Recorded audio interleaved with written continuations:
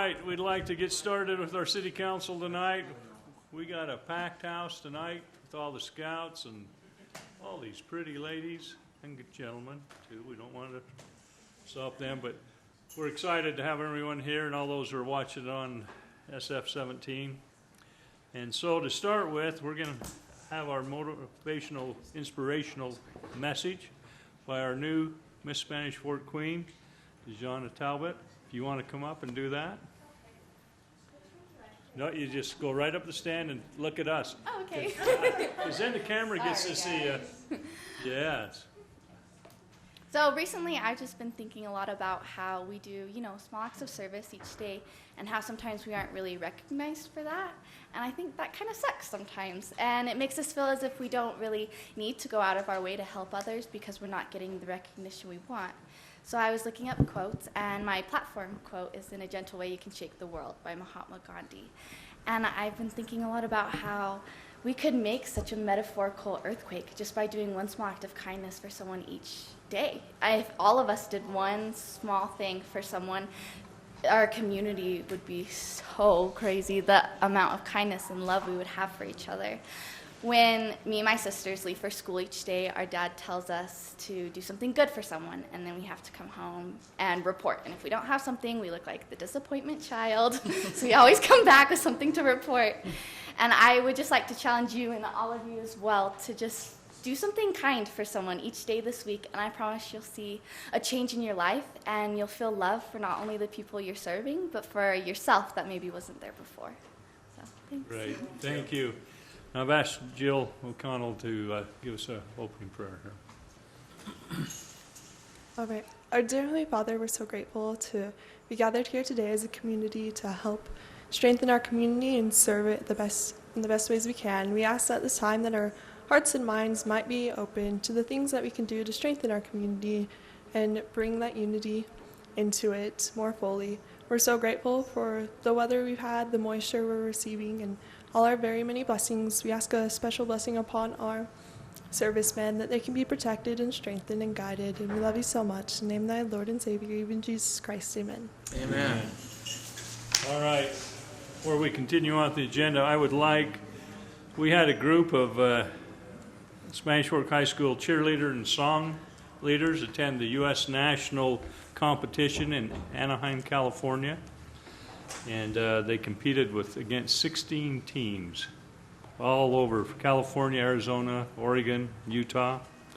And I'd like to recognize them because they took second in nationals. And so all those girls, will you just come right up here that were here? And I'd like to recognize you guys. Oh, look, you got medals? The mayor's never seen one of those himself. That's cool. I'll tell you what, this is awesome. This was a great accomplishment, and we're really proud of what our youth do here in Spanish Fork, and you represented us well down there, and we want to thank you. Is there a spokesman here who want to tell us just a few minutes what happened down there and give us all a quick... Who's the captain? Oh, no. Well, just come over here to this podium and where the microphone is. Go for you. Just tell us what you had to do, and you got 1 minute.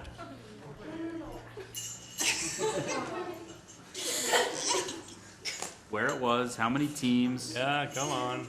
Okay, so we went to California, and so our competition was like over 3 days, and our song leaders competed the first day, and we got so we competed, and then we went to our awards, and we figured out if we qualified to compete on Saturday. And so then we got to those awards and we got second. And so we were like, okay, that's a good place. We want to either stay where we are or go up. And so then on Saturday, we competed cheer, and we waited for those awards, and we got third at those awards. And then we competed song later that night, and then awards were like really late. and we got second at those awards. And then on Sunday we got to compete cheer again, and we were like in the third place, and then at those awards we got bumped up to second place. Because before we went and competed, we practiced and we had a goal to perform better, because that was our least category. We got the least points in that category, and so we practiced that, and then it bumped us up to second place. That's awesome. Good job.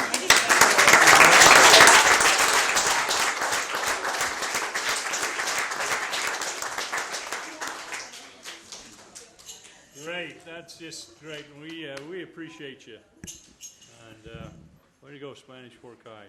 So, all right. Now we'll get back to the agenda. Oh, now, before that, we need to do the Pledge of Allegiance, and I've asked Mike to come up and lead us in that. May the audience please rise. Read the Pledge of Allegiance after me. I pledge allegiance to the flag of the United States of America and to the republic for which it stands, one nation, under God, indivisible, with liberty and justice for all. Thank you, Mike. We appreciate our scouts that come here and get to sit through these boring meetings. And ladies, you don't have to stay through the whole meeting, it's not a prerequisite, so. All right, we would like our Spanish Fork royalty to come up and introduce yourselves and tell us all about you in 2 seconds. Come on up.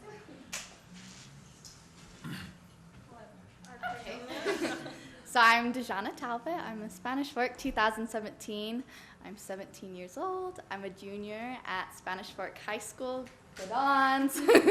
We're killing it at cheer right now. And my platform is service team, increasing self-esteem through service. Right. I'm Jill McConnell. I'm first attendant in the Spanish Fork Royalty this year. I am 18. I just graduated in 2016, and I'm almost completed with my first year of college, so I'm excited for that. And my platform is My Vote Counts, helping people register to vote. Right. So I'm Marley Tanner. I'm the second attendant. I'm 18 years old, and I go to Spanish Fork High School, the best high school ever. I'm graduating this year. I'm a senior, if I just said that. And my platform is Say Something Nice, which is the importance of kindness and anti-bullying. Great. Hey, we appreciate you guys, Natasha. representing us, and congratulations going through that competition, each one of you. That was fun. You did awesome. All right, great job.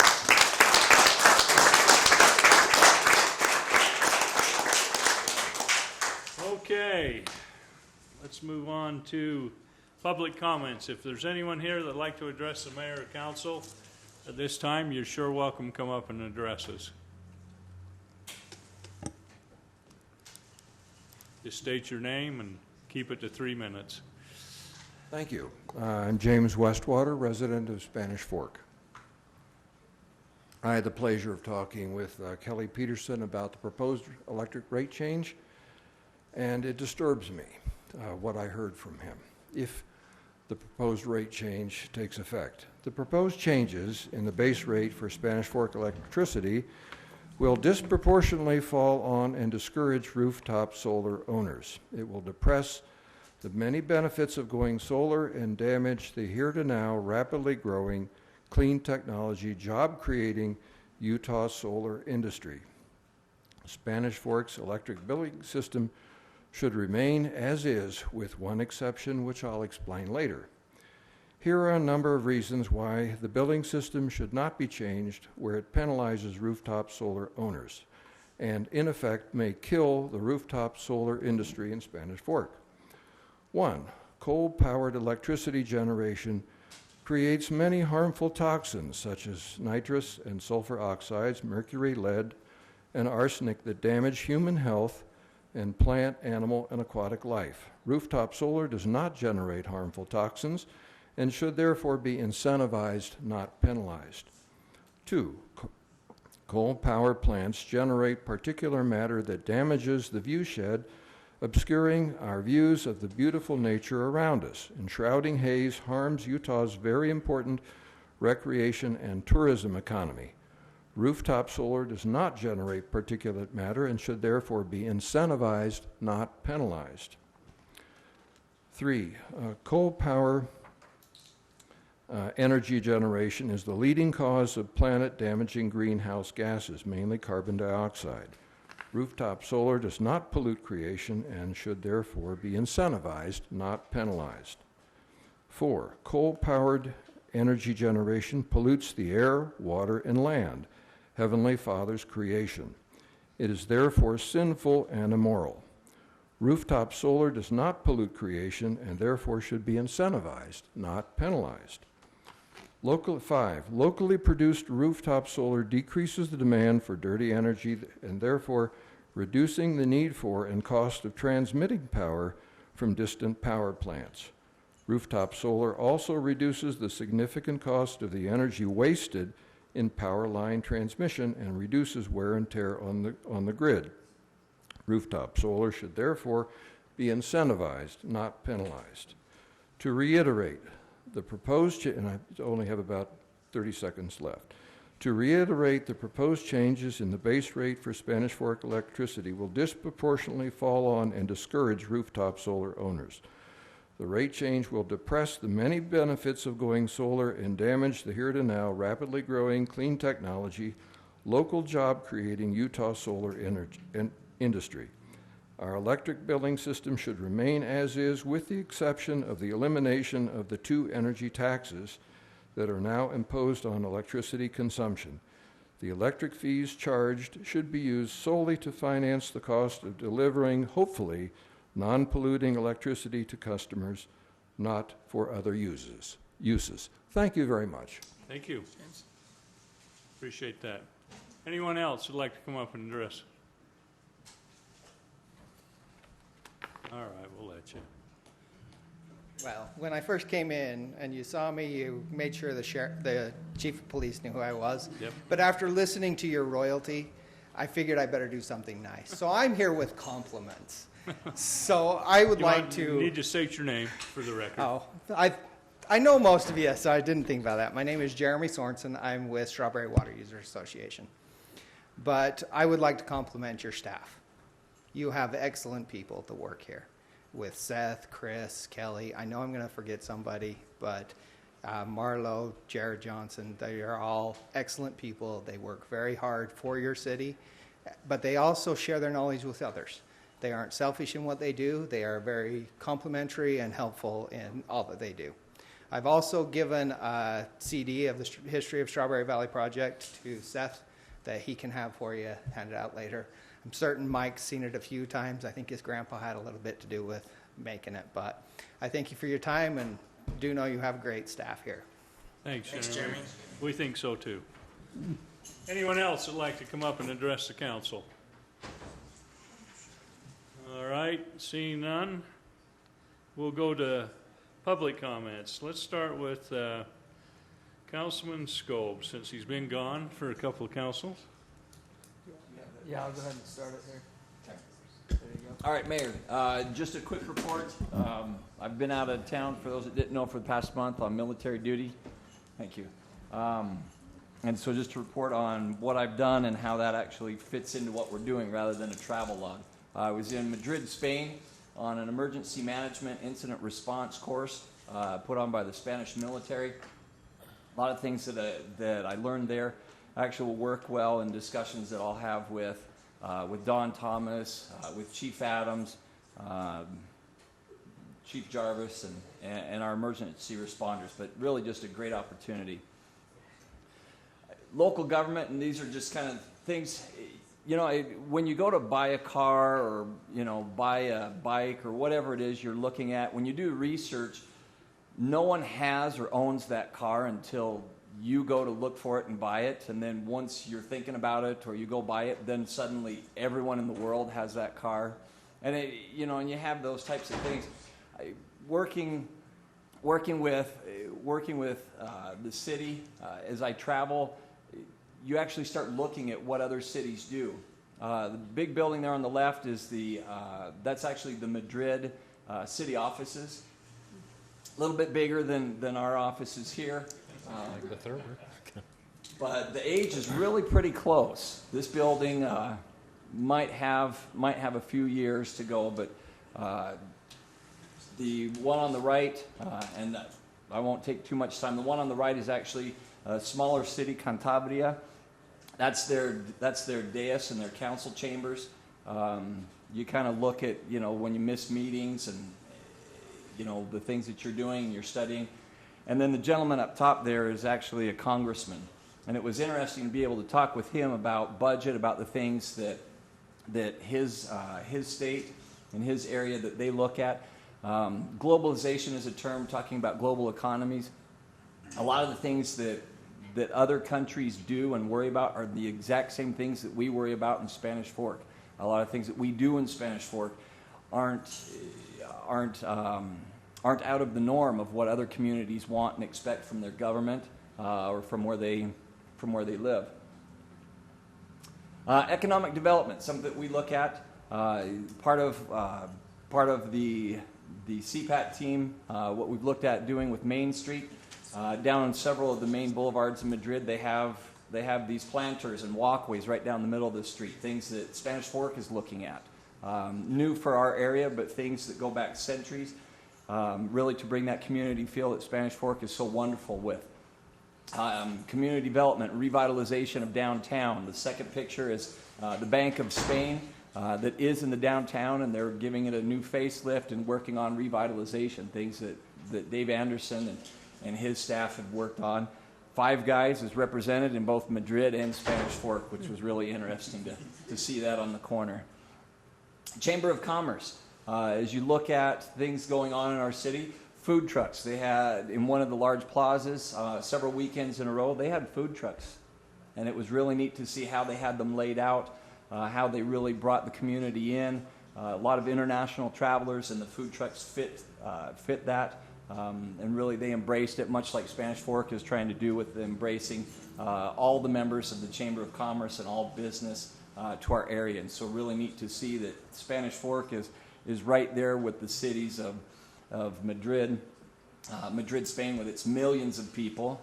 Spanish Fork is right there at the forefront with our 40,000, which was really neat to see. Public safety was on display. Again, it was a public safety course that I had gone to, put on by the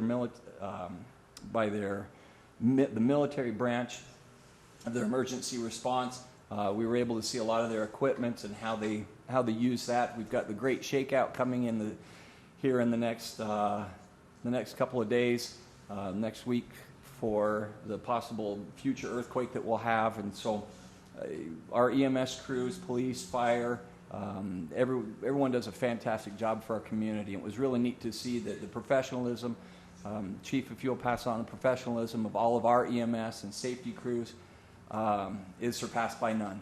And I saw some wonderful things in Spain, but I don't think Madrid can hold a candle to Spanish Fork. Wonderful to see. Utilities. They had just a few more windmills than we do, but I still think ours certainly put us on the map more so than Madrid. For the streets crews, you have streets that are super narrow and actually wind around buildings on almost good grief, like a 35-degree angle. I'm not sure quite how you'd manage that if it snowed. Fortunately, no snow falls there. But they certainly have a challenge in Madrid with streets that are cobblestone and brick. There was even a section of water aqueducts that ran under the city dating back to the time of Jesus Christ, Roman aqueducts. Fortunately, our water system, as Chris Thompson and the crews have worked, it's not as old as that, and certainly works and runs much more efficiently. But it was neat to see that our crews and our staff work to really update it to make sure that Spanish Fork is running well and running properly. Facilities maintenance. They have a few more facilities that have been around for many hundreds and hundreds of years, from monuments. One in the middle is the bullfighting stadium. Many challenges with buildings that have been around for 5, 6, 7, 800 years, but our facilities maintenance crews and vehicle crews do an absolutely fantastic job to make sure that our monuments, the Icelandic monument and that we have in town, and others that are being refaced and resurfaced, though don't have the history of these, in many cases are just as beautiful because it's home and it's something that beautifies our area where we live. Parks and recreation, a huge challenge. I was able to talk to a Parks and Rec, at least what would equate to it, a director there in the area. They have things like the Crystal Palace on the left, which was built in the 18th century, that they still have to worry about maintenance and maintaining. But they also have things like a skate park, just like we do, and a climbing wall that was in a park, just in some green space that they had. An interesting idea. I don't know if that really works for our community, if there's a need, but neat to see and get ideas from other communities on what they do. Fine Arts Committee is one of the committees I'm on.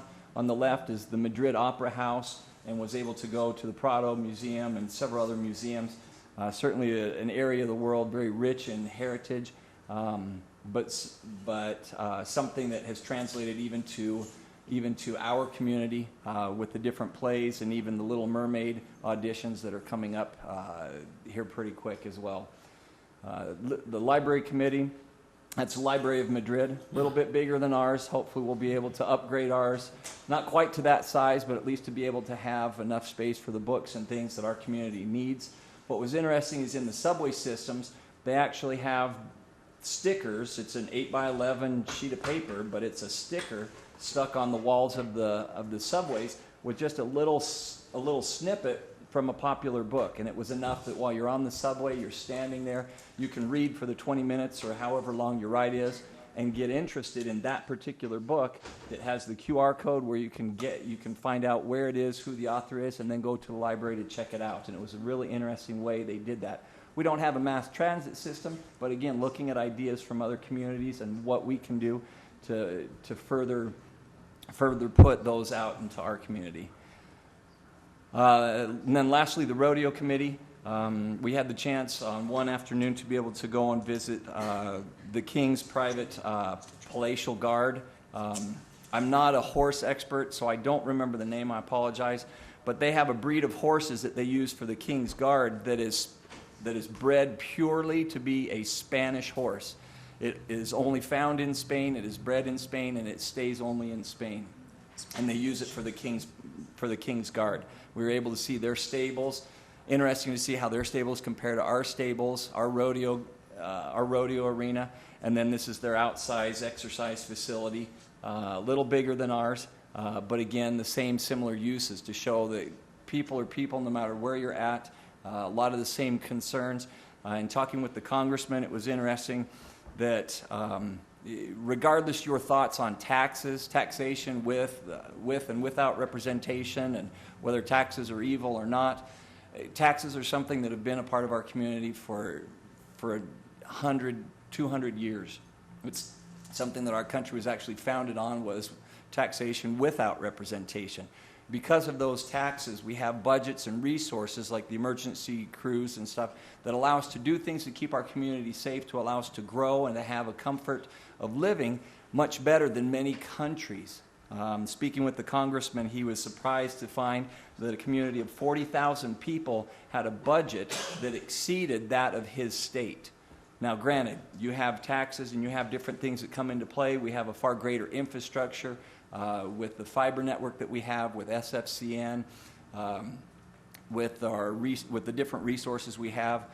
For example, our emergency response. As a city, we have greater resources for emergency response than many states do in Spain. And not to say that they're a poor country, but just the way that the different countries, different communities value certain resources and infrastructure was wonderful to see. In short, Mayor, I had 28 days to be able to represent the United States Army, and most specifically to represent Spanish Fork City. I was proud to be able to go and to represent our community, but even more proud and more happy to be back home, and that's my report. Wow, good deal. We'll send you out more often. Get the travel log. We appreciate that.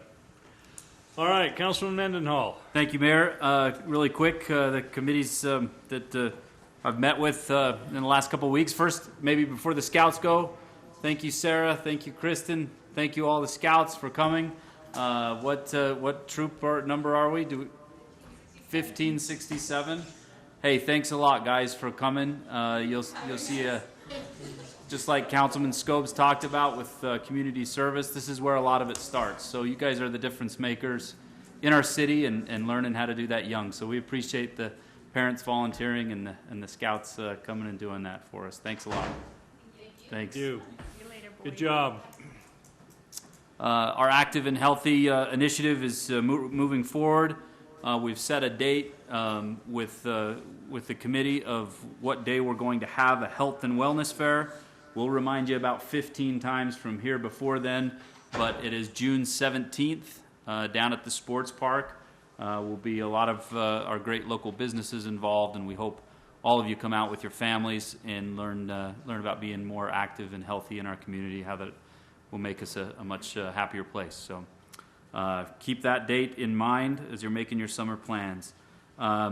Met with, had a South Utah Valley Municipal Water Association meeting that was beneficial. Had some different water people in the state. Appreciate Jeremy from Strawberry Water Users being here tonight. The city, again, a broken record a little bit, but we do know the importance of water in our community, in a desert that we live in, and the future of it.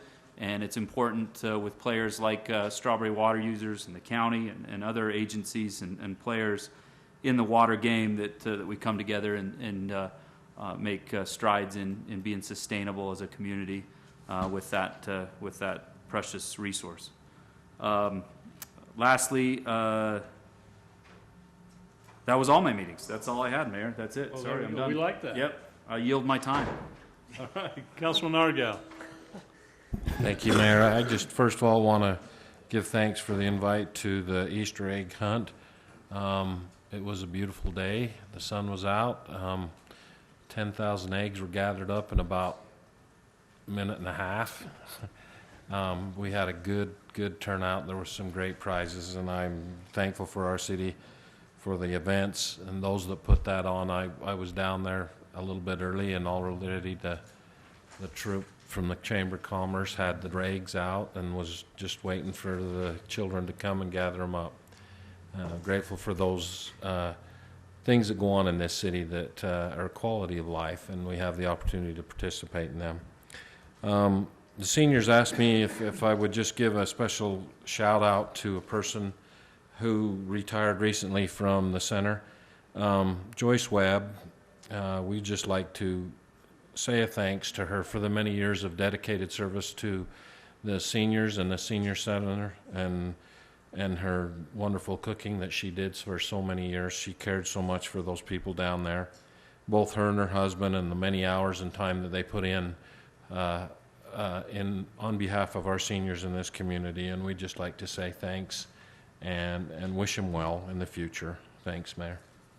Great. Councilmember Beck. I have a couple of things. The Chamber of Commerce has been really busy recently. Like Chad said, we had the annual Easter egg hunt on Saturday, and that's put on by the Chamber of Commerce, but that could not happen without all of the local businesses donating so much time and money. Over 30 bikes were given away, candy, gift certificates for food, toys. It was just a really fun event, so I just want to thank the businesses for supporting that event, and two people that are on the Chamber Board of Directors, Susan Taylor with Susan's Hairstyles and Brenda Lydiard with Circle V Meats. They put countless hours in to make that successful, so I want to just publicly thank them. And then we had a ribbon cutting. Hearthstone had a change of ownership, and so a couple weeks back, that home up on 1700 East had a ribbon cutting, and it was really great. Remodel, new staff. So good place if you are looking to put your parents somewhere. Just kidding. Or friend. Or Side note, I built that. you did? What year? Oh. A few years ago. A few years ago, okay. No, it's a good center. We also had a groundbreaking for Spanish Fork self-storage up on the east side of town. Noon networking is tomorrow at noon at the High Chaparral building, and that's where a lot of the business owners get to network and have lunch together and just share their ideas and mingle there. And the American Legion has asked the city and Chamber of Commerce to help them with a big event there. And they have asked me to read this letter to the council and mayor. Dear Mayor and Council, we would like to thank you for your support for our Walk of Life program. We are having an appreciation breakfast for the veterans and our sponsors on May 17th at the Veterans Pavilion prior to the walk at Volunteer Park. This will start at 8 a.m. The children will come about 9:15, so if possible, please plan to attend and stay and enjoy a walk with these kids. Thank you, Richard Johnson from Post 68. So this walk will be for Spanish Fork and Salem fifth graders, and they are going to come and learn about the life of a veteran in the military. And so, Kier, I hope you can make it that day. It's going to be it's a 2-day event, and the kids will actually take on a veteran's name and get to know different military branches. The National Guard's going to be there with equipment and trucks and activities and lunch. It's going to be a really great opportunity for our youth to see how special the military is and protecting and serving us. So I hope you guys can plan to attend that. A real quick update on Fiesta Days. The committees are working hard. We have a lot of volunteers. I just wanted to remind the residents, if they want to get on the Spanish Fork City website, you can go under News and Events to the Fiesta Days tab. If you want to apply to be in the Grand Parade or the Children's Parade, they're accepting applications now. There is also an application for volunteers. So if you have an organization, a church group, family, anything that would like to maybe get together and are looking for volunteer opportunities, there's an application there. We're having a car show. The annual car show will be on the 22nd. So if you know anyone that would like to get their car in that, you can apply there, and the food vendors are already sold out, so they're busy.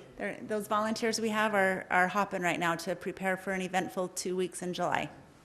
And that's all I have. Sure. Yep. Good. Councilman Gordon. Mayor, all I wanted to report on was our trip to St. George for the League of Cities and Towns. We were all able to attend except for Councilman Scobes, who was obviously representing us in Spain. And again, another successful year down there with all the other communities from around the state. One of the most enjoyable things is to sit and discuss the going-ons in other communities, and specifically some of the challenges that they are having, as well as we have here in Spanish Fork, and rub shoulders with other civic leaders from around the state. So that was very well attended, and grateful for that opportunity to go to that. While I was down there, I was able to phone in to the airport meeting, and other than just the usual facilities reports and things like that, nothing exciting to report from there, Mayor. So that's all I have. Great. I too say that was a wonderful meeting down there at the League of Cities. They put on a great training session, and it helps us to learn more how to serve you guys better. And it's a great opportunity to meet with other city leaders and talk about our cities. Also want to thank the senior citizens. I was able to take my mother. They honored all those over 90 years old, had a special honor for them at their luncheon. So it was kind of fun to take her down there and let her see all the friends that are her age and older.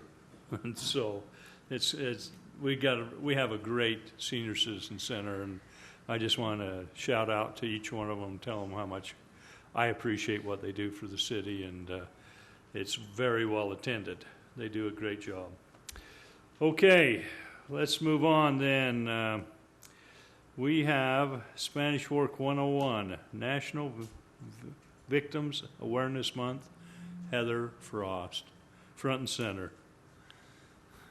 Do you mind if I take a minute, Mayor? That's right, and you told me that.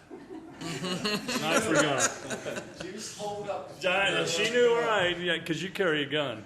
So, Yeah. no. So- We're going to let Chief Adams talk for just a minute. He asked me for that. I wanted to talk about a couple things and then introduce Heather and our Victims Advocate program. But I appreciate some of the messages that Keir brought back today, and just touching base on a couple of them. Yesterday, agencies from Payson, Salem, Spanish Fork, and Springville and Mapleton had an active shooter training up in Mapleton. We hope something like that never happens here in Spanish Fork or our surrounding agencies, but we know because of past experience, such as in Pleasant Grove, that if something like that does happen, hundreds of officers are going to come from all directions to support each other. And it's very imperative that because of that, we train together and we know what each other is going to do. So we had some simulation rounds, some rubber bullets in our guns, searched buildings, found the bad guys, and I'm happy to report that the good guys won on that. But it was good training. It was well needed.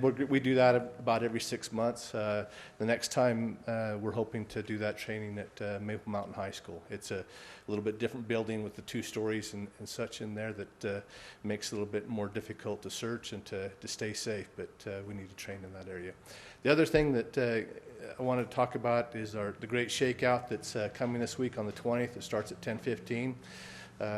We have been making plans with our emergency services manager, Don Thomas, and our department heads, and deciding what we're going to do this year. A lot of our department heads, because of other prior commitments, they will be out of town, and so we're going to go as if they were out of town on a disaster. You can't plan when your disasters are going to happen, and so their second or third in command are going to assume their spots and go through the training or the scenario. This year's scenario is going to be what we would typically do in each of our own buildings, drop, cover, and hold on, and then assess the building, assess any injuries.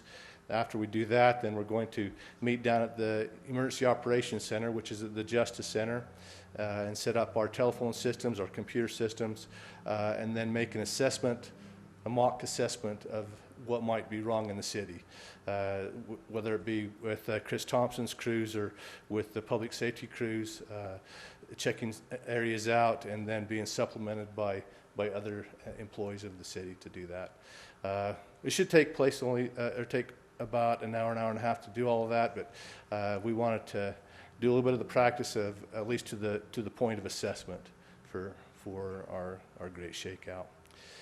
So even our library they have reading programs going on that day, and I can't remember how many children Pam said that they would have over there, but more than a half a dozen, like maybe 100.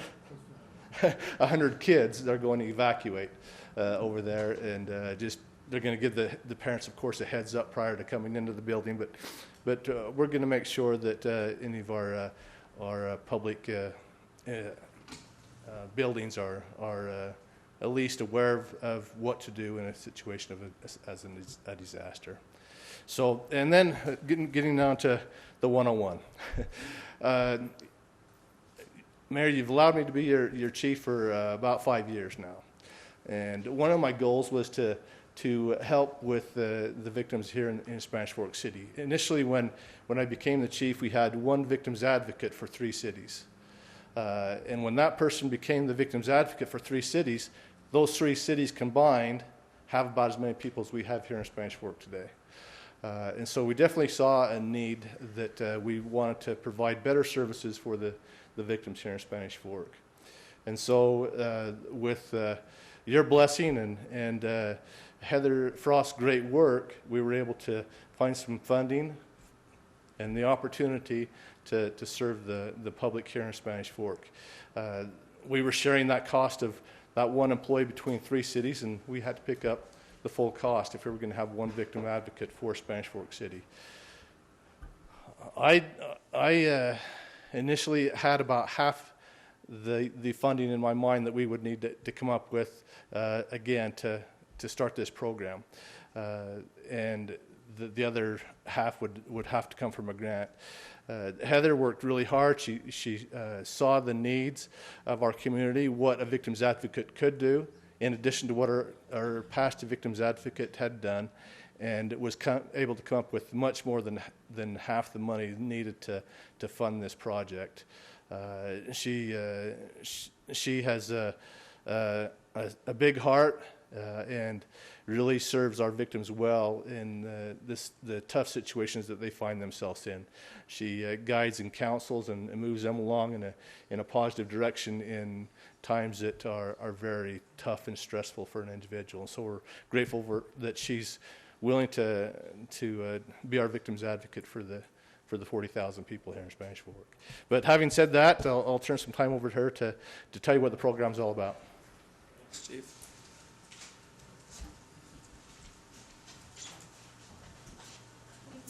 That was so nice. Well, April marks the National Crime Victims' Rights Week, and so I'm here to talk about Spanish Fork City's program. Our victim services program is law enforcement based, and as you know, our police officers they come to work, they check on duty, and they never know what might happen. They have no idea what their job will entail that day until they're dispatched out. They might be called and someone says, "I locked my keys in the car, could you please help me?" They might be called to a fender bender, or sometimes a serious bodily injury car crash. Could be called to a vehicle burglary where someone says, someone stole all the change out of my console. Maybe someone calls and says, someone stole my car, the whole thing. So there are many, many things that they're called, dispatched out on. Some days they're even called out to assaults, sex crimes, domestic violence, and even death. And our police officers respond to whatever they're dispatched out to. They have many responsibilities when they get there. They secure the scene to ensure safety. They request medical if needed. They attend to the victims and the family members. They investigate, arrest, and if there is a crime and they arrest someone, they are also required to make sure that they do everything just right in their gathering of evidence and in their investigation, and even in protecting the suspect's rights, so that when prosecution happens, there's not any problem for our prosecutors to do their job.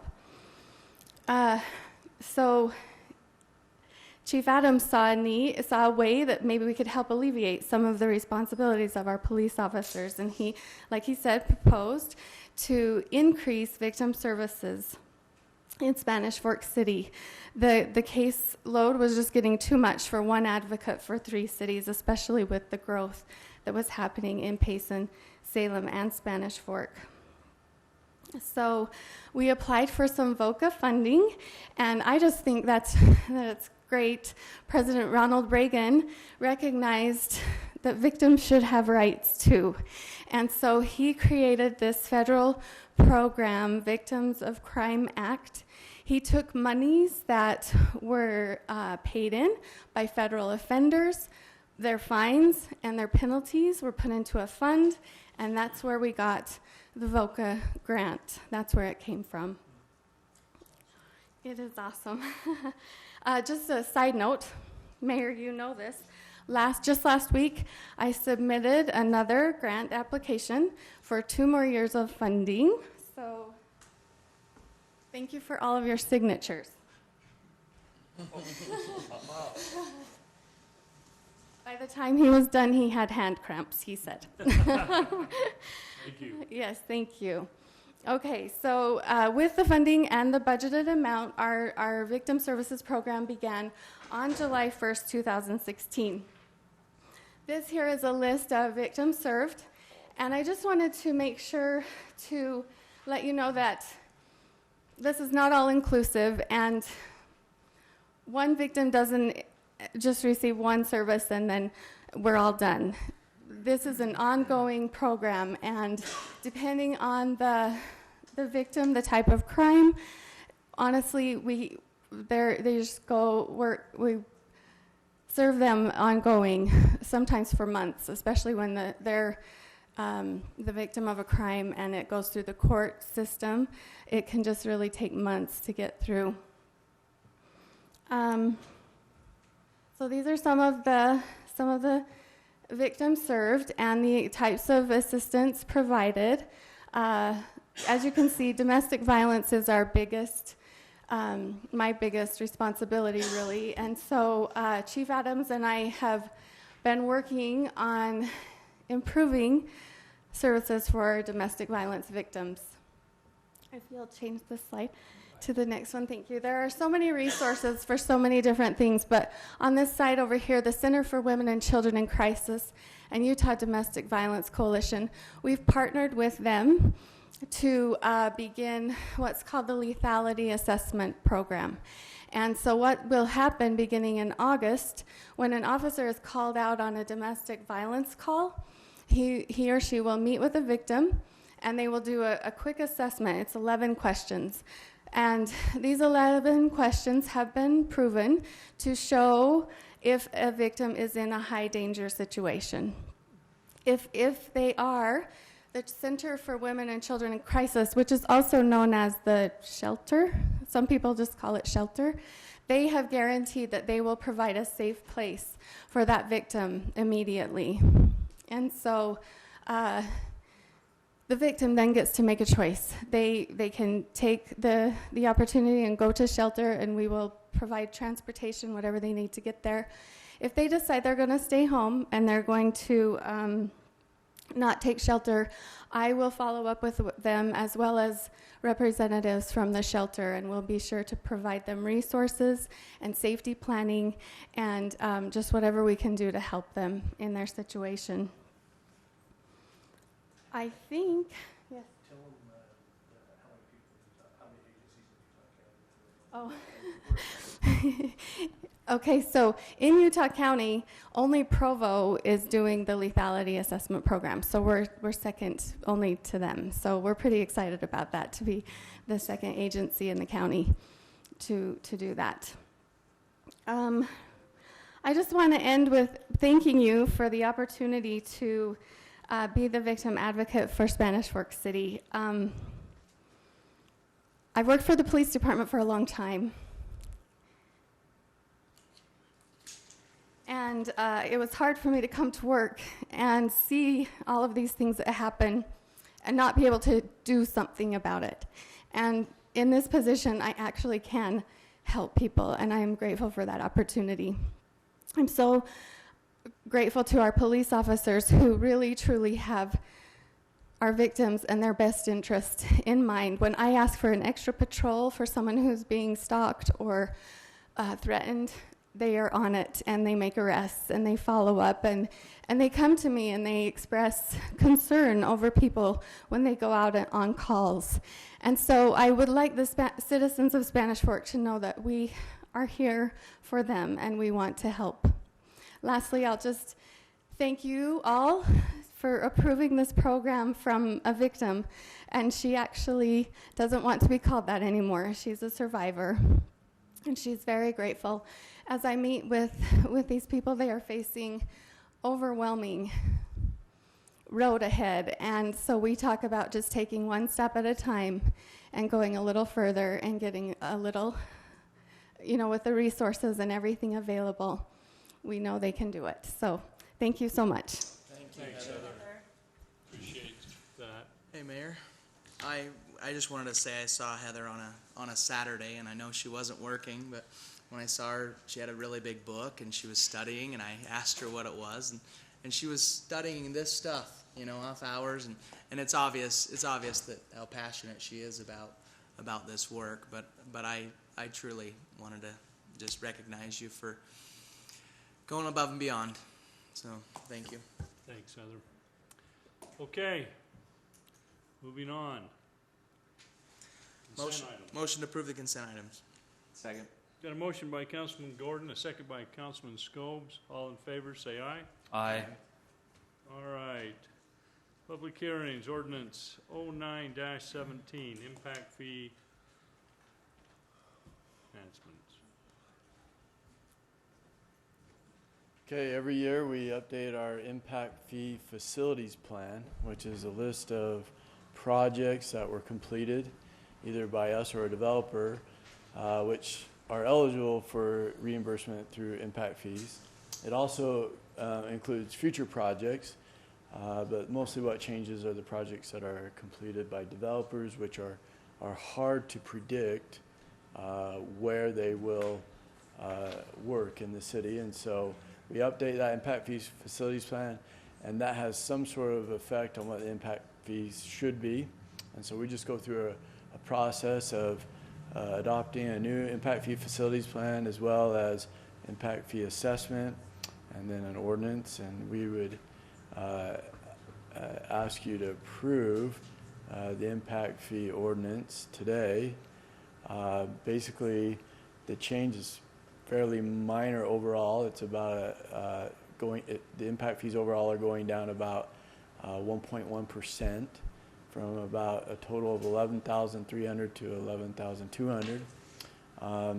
Most cities do not have this impact fee right here listed as an impact fee. They require water rights to be dedicated, but really that's an exaction, which is an impact fee. Our consultants say that it really ought to be shown as an impact fee, and so we have included in our impact fee for the last 2 years. And so when we compare ourselves and our impact fees to other cities, we take that out. So you'll notice this exclude water rights. I will say this though, our water right exaction is for about $1,100 worth of water rights, and I would say most cities are 4 times that.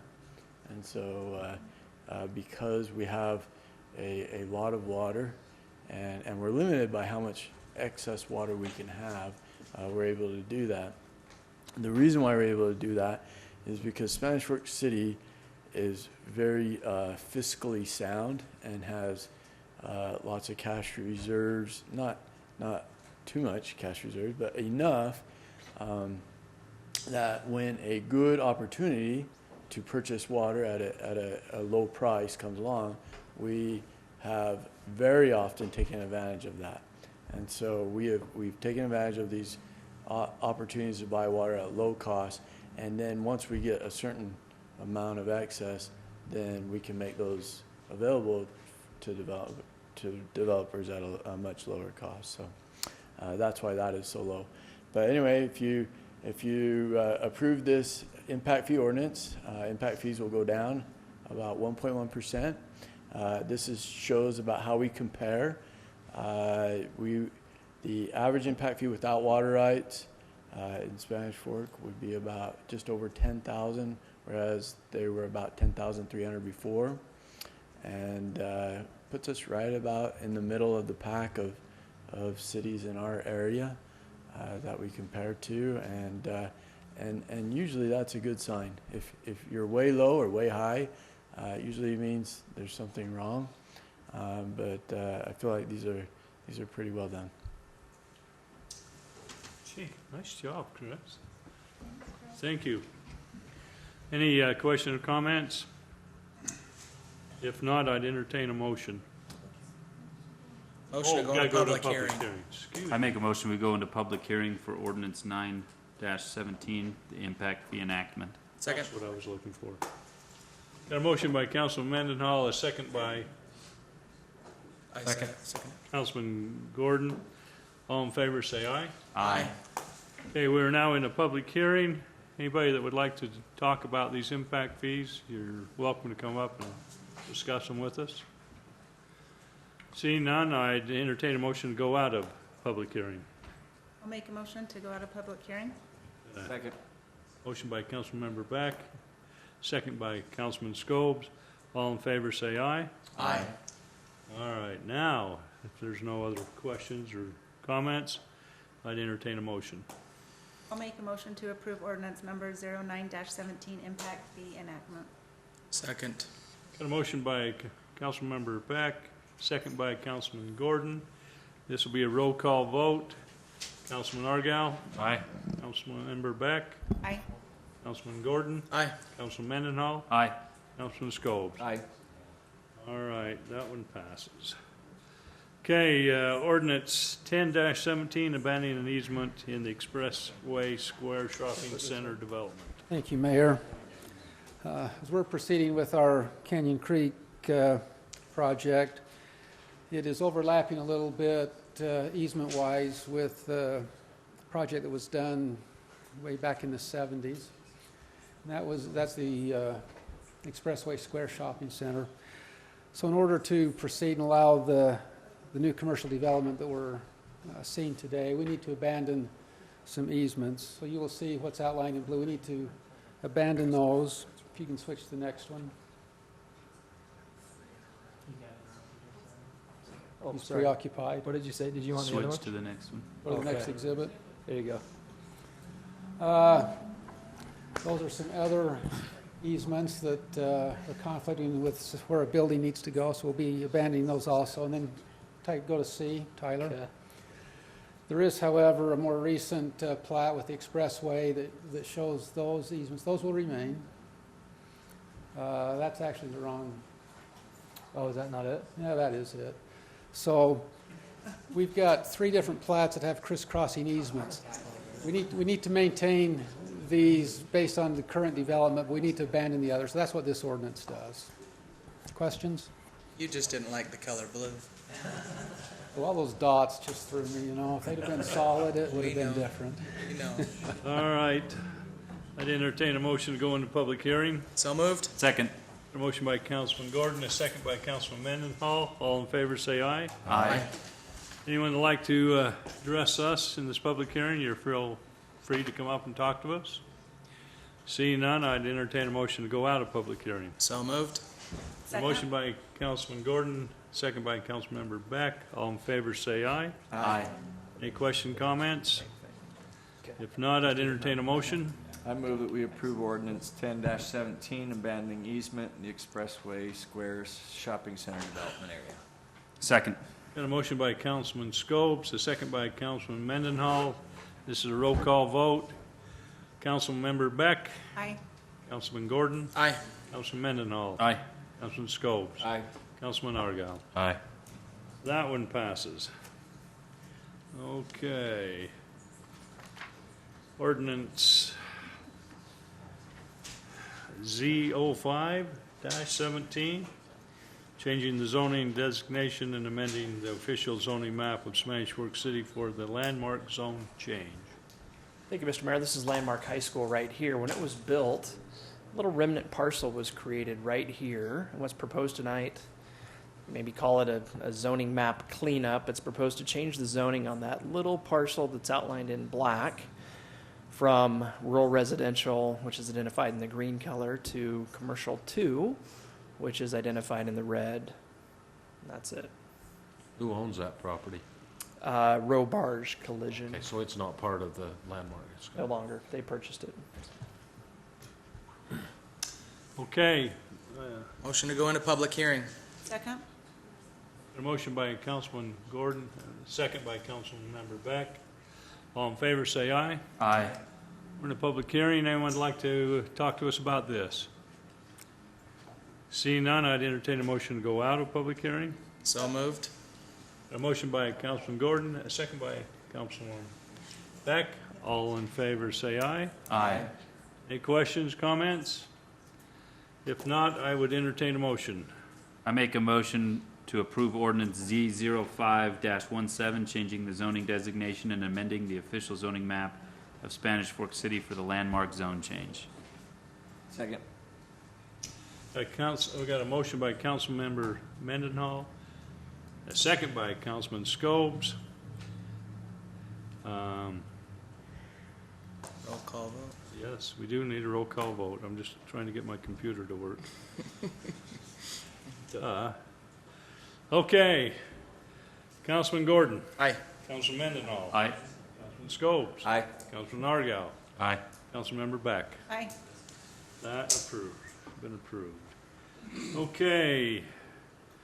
Ordinance Z06-17, changing the zone designation and amending the official zoning map of Spanish Fork for the Casey zone change. Again, Mr. Mayor, thank you. The subject property on this proposal is near the intersection of 500 East and 600 North. I don't know the exact history, but I'm willing to guess that at some point in time, given what surrounds the subject property right here, that somebody expected to build something back here, maybe a fourplex. And to make a long story short, and you're all very well aware, I think, of some of the more recent history on what we've done to accommodate the proposal that's before you tonight. The applicant has been talking with staff for a couple of years about taking a portion of the property that right now has a fourplex on it here to construct a new duplex on. And again, short version, we changed the ordinance here just about a year and a half ago to make that possible so that you could have 6 units on a property of this size, which is just under a half of an acre. And the applicant has submitted plans that, as best as I can tell, meet the requirements that we have for projects of this type. We would call this an infill overlay project. And to make a long story short, staff and the Planning Commission both have recommended that the proposal be approved. Just want to take one more quick minute relative to this proposal. Something that's a little bit unique about it. Part of it is to change the zoning from R16 to R3. So this will be one of the only parcels in the immediate area that will be zoned R3. Now we call that sometimes spot zoning, where you're zoning one property in an isolated way. Sometimes we try to avoid that. In this particular case, at this time, I think it's the best thing to do with this property for a few different reasons. I think it might make sense in future years, maybe when we're looking at our zoning map on a little bit broader scale, to look at maybe a good part of that block to see if maybe it would make some sense to change the zoning on some of that to R3 as well. But for a number of reasons, I feel very comfortable with the spot zoning that we're talking about in this case. And the point that I really want to make is that, from my perspective, context really matters when we talk about zoning and land use decisions. And in this context here with this property, where, again, you could speculate about the history and what was intended when the one fourplex was built on the subject property. But given that the property is largely surrounded by other multifamily structures, the number of those structures in the area, the opportunity that the applicant has now to put a portion of that property to some kind of productive use, and what I think is a very limited impact that this project that is presented tonight to build the duplex would have on the surrounding properties. It's easy for me to support from a land use perspective. If we were talking about maybe some other blocks in town where it was predominantly single-family dwellings and somebody wanted to do something like this, maybe back behind a house or another duplex, in short, I might have more reservations about recommending that you spot zone a property to accommodate that kind of a thing. I think that's it for me. Thanks, Dave. I'd entertain a motion to go into public hearing. So moved. Second. Got a motion by Councilman Scobes, second by Councilmember Beck. All in favor, say aye. Aye. We are in a public hearing. Anyone would like to talk about this issue, you're sure welcome to come up.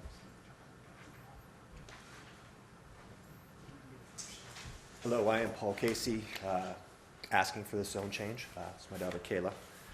We're trying to clean up this area, and we've been working on this proposal for quite a while, Dave, in the city.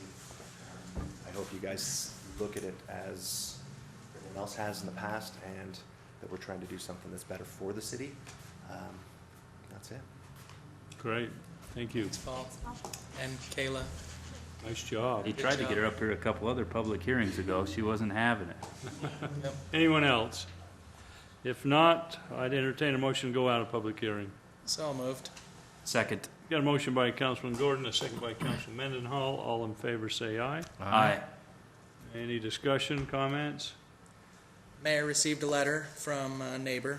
I think they were not able to be here tonight, and so I just thought maybe appropriate to read some of their concerns, and as I read through them, really it boils down to her last really thought is, I look out my window and I see a vacant lot and it's run down, and how will I be able to trust the landowner?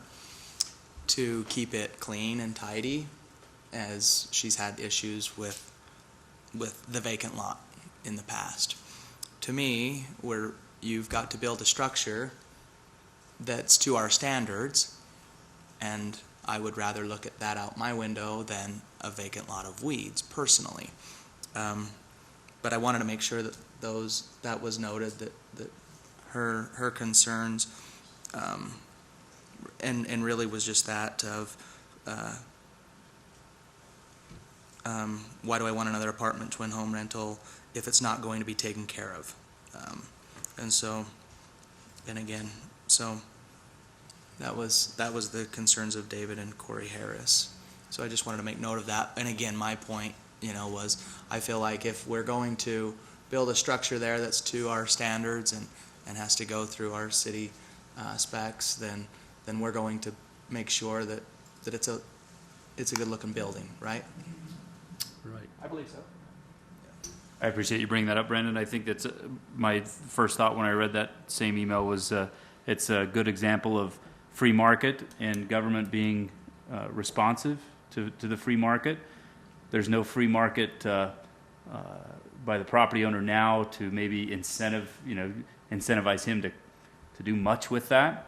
There will be when capital investment is made and a twin home is sitting there, and if you want to sell it or you want to rent it out, whatever it is, it's got to be kept pretty nice. And so obviously it's our standards that they've got to build that to, but then it's the standard of being in the free market and the real estate market of wanting someone to live there. He's not going to build it to be empty. So I think that's a good example of maybe a free market solution and government playing a role to help be a problem solver there. So Agreed. Mr. Casey purchased this how many years ago?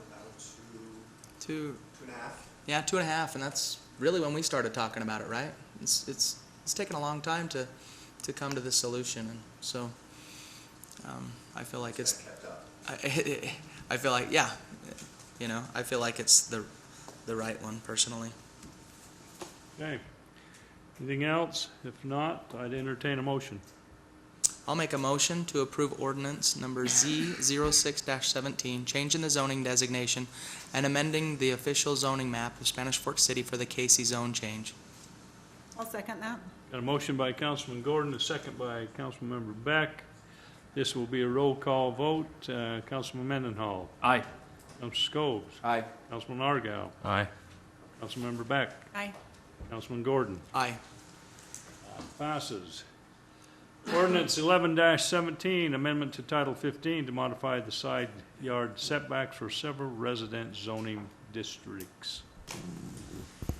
Again, Mayor, thank you. Zoning text amendments always have a story behind them, and the story here is that there's a lot in town that's 50 feet wide that had a home on it. It was a home that I believe needed to be removed. It was well over 100 years old, had some very significant structural issues, deficiencies, things that needed to be remedied or fixed that frankly made it cost prohibitive to do so, and an applicant removed that house, tore it down.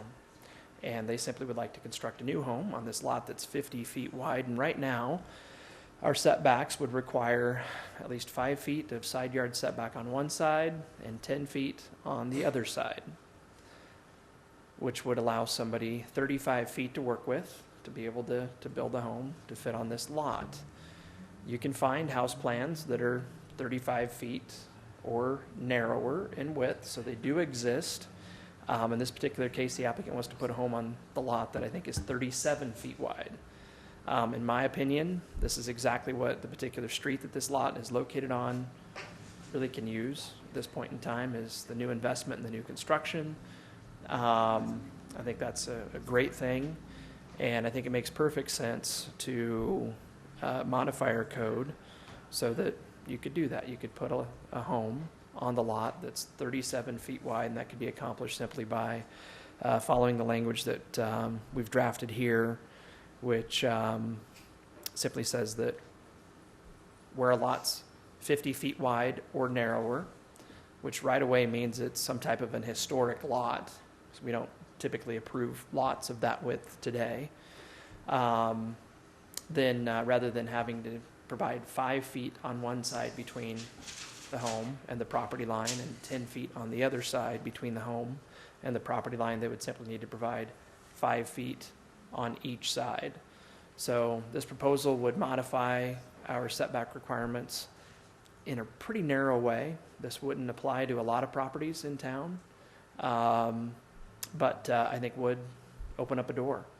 It's not uncommon to find lots in the original plats of the community, you know, the area that surrounds us here in the city office building, that are narrower, a number of them that are 50 feet wide. However, we're not talking about hundreds and hundreds of lots either. So particularly in light of that, I feel very comfortable recommending that this change be approved to accommodate this particular case that we've dealt with and any others that might be similar to it. The Development Review Committee and the Planning Commission likewise have both recommended that the change be approved. So Dave, I know a lot of lots on the west end of town, a lot of them were 53 feet by 200 feet, but so are they considered an illegal lot right now, where they're 53 feet and they have home on them? No, although it does depend a little bit on what they're zoned. So the minimum lot width in a lot of our zoning districts, and again, these districts typically apply to the area that's just surrounding us here, in the old gridded blocks. 50 feet is the minimum lot width. Okay. So for example, a lot that has the dimensions that you just mentioned would be a legal building lot. Let's say it's 49 feet wide though. It doesn't have that 50 feet, but that it's been that way for 50 years. Then it would be a legal non-conforming lot. We'd recognize it as a building lot still. And we just did have that different nomenclature. Thank you. All right, I'd entertain a motion to go into public hearing. So moved. Second. Got a motion by Councilman Gordon, a second by Councilman Scobes. All in favor say aye. Aye. Anyone that'd like to address the council on this issue, you're sure welcome. If not, I'd entertain a motion to go out of public hearing. So moved. Second. Got a motion by Councilman Scobes, a second by Councilman Gordon. All in favor say aye. Aye. Any discussion, comments on this? I just have 2 quick questions, and I'm sure these have already been discussed. One, are there any utilities that would need to be accessed through the back, telephone pole, power pole, anything like that, where a vehicle would need to get back there to be able to access those connections, the downed pole, whatever the case may be? We have equipment that can get through a 36-inch wide gate. Okay. Little mini crane excavator can get back there.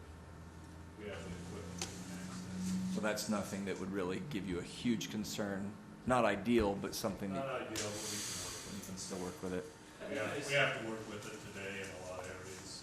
That's partly why we'd want to keep the 5-foot setback, right? Yes. We wouldn't want to. Okay. And then safety, same type of reason, whether it's downed lines or just EMS crews. I know a gurney, stretcher, whatever, can certainly fit through an open gate. I'm sure 5 feet wouldn't be that much of an issue either, would it? Okay. That's all I have. I like the economic aspect of it. It seems important in the old downtown area as people start reinvesting in their monies. This is an important tool, I think, to get some good-looking stuff downtown that, like you said, are maybe past their economic life in homes. So I'm excited to see it. All right, if there isn't any other, I would entertain a motion. I'll make a motion to approve ordinance number 11-17, making amendments to setback requirements R0, R16, R4 zones. Second. Got a motion by Councilmember Beck, a second by Councilman Argyle. This will be a roll call vote. Councilman Scobes. Aye. Councilman Argyle. Aye. Councilmember Beck. Aye. Councilman Gordon. Aye.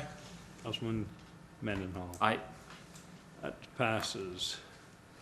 All right. We need to adjourn to redevelopment agency agenda.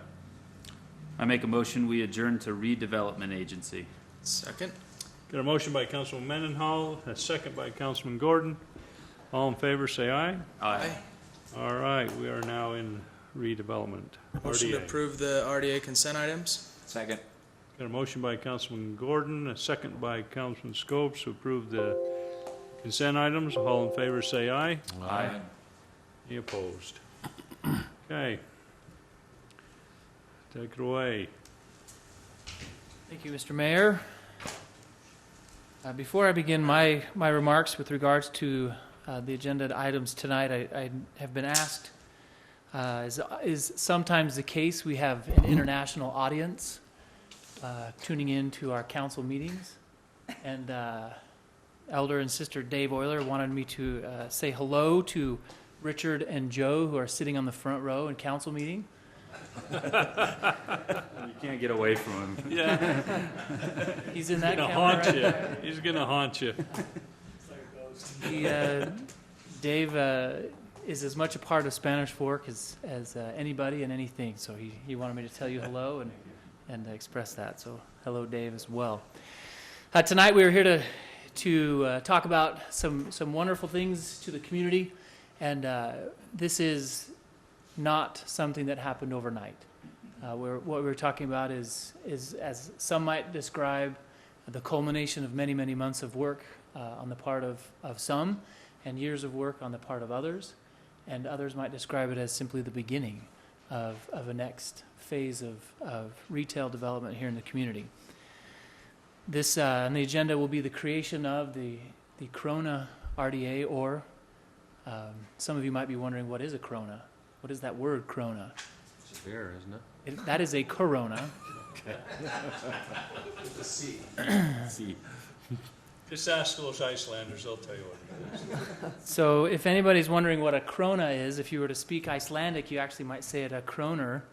But the singular form of their currency, their dollar, is a krona. And the plural form of their dollar, this is a 500 kroner bill from Iceland. And we felt that it appropriate to pay homage to our Icelandic heritage and name this CRA that we are creating tonight after our Icelandic heritage and the krona dollar, or the krona bill, if you will, their equivalent dollar bill. We thank you. The krona CRA envelops an area that is outlined in this red. It has some areas that are specifically carved out, and so it takes on the shape, if you will, that some might say, well, that's kind of weird. But it has a specific reason why one particular property may be in or may be out. And it is designed to completely and only encompass the new retail developments that will be coming to and through the area. And so we have some specific areas carved out. But that is a quick look at that map. On the agenda, there are 4 items, one being or 2 items rather, being the creation of the Corona CRA. And we have some great legal representation that will walk us through, make sure that we touch on those, and we'll invite him to come up here shortly. Then the 2 other items that are specifically agreements between this agency, the RDA, and the city, because both are legal entities. So we'll have an agreement between the city and the RDA that will allow for the agreements, the second item on that, which is the agreement with Canyon Creek Development. So we'll have 2 agreements that will be in form of the incentive agreement that we've put together with this CRA. I want to take just a moment, though, and highlight some of the development here. And I'm not going to spend too much time on that particular map. I'll let Richard take that one. But we have some fun aerial photos that were taken just this past week by someone who has a remote drone that can do hobby pictures. So that's pretty low for aerial. Yeah, a drone, and he goes by the handle for this particular life of his, Utah from the Sky. So we thank him for these images. But this is a panoramic shot, so images get a little bit distorted when you go panoramic. But this is the Walmart currently sits right there, and this is Canyon Creek Parkway. And a lot of activity is happening in what many people know that field to be, that is to the north and west of that street. And we'll show some pictures that will really highlight that. Here's a video first. That didn't work. We'll go back.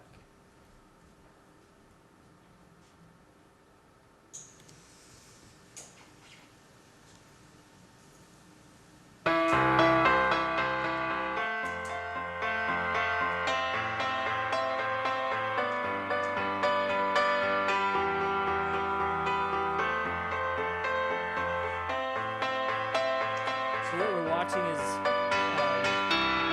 Canyon Creek sign exists on right at the confluence of Highway 6 and I-15. The area we're flying over now really highlights the coming of. It's hard to talk about this, Richard, without saying the item. All right. Well, so the movie theater that will come right there, and then this large retail development here, and I'll let Richard talk about each of those stores, but significant square footage. And what's really fun to see in this video and the pictures that we'll show is that these stores are going up right now. This work has begun, and it's not just earthwork, but there's foundation work, and since this video was taken, structures are starting to go up, which is really neat to see. This has been a field for many, many years, obviously, and now it's going to become productive in retail development. The video will shoot over to the other side of the street here in just a moment.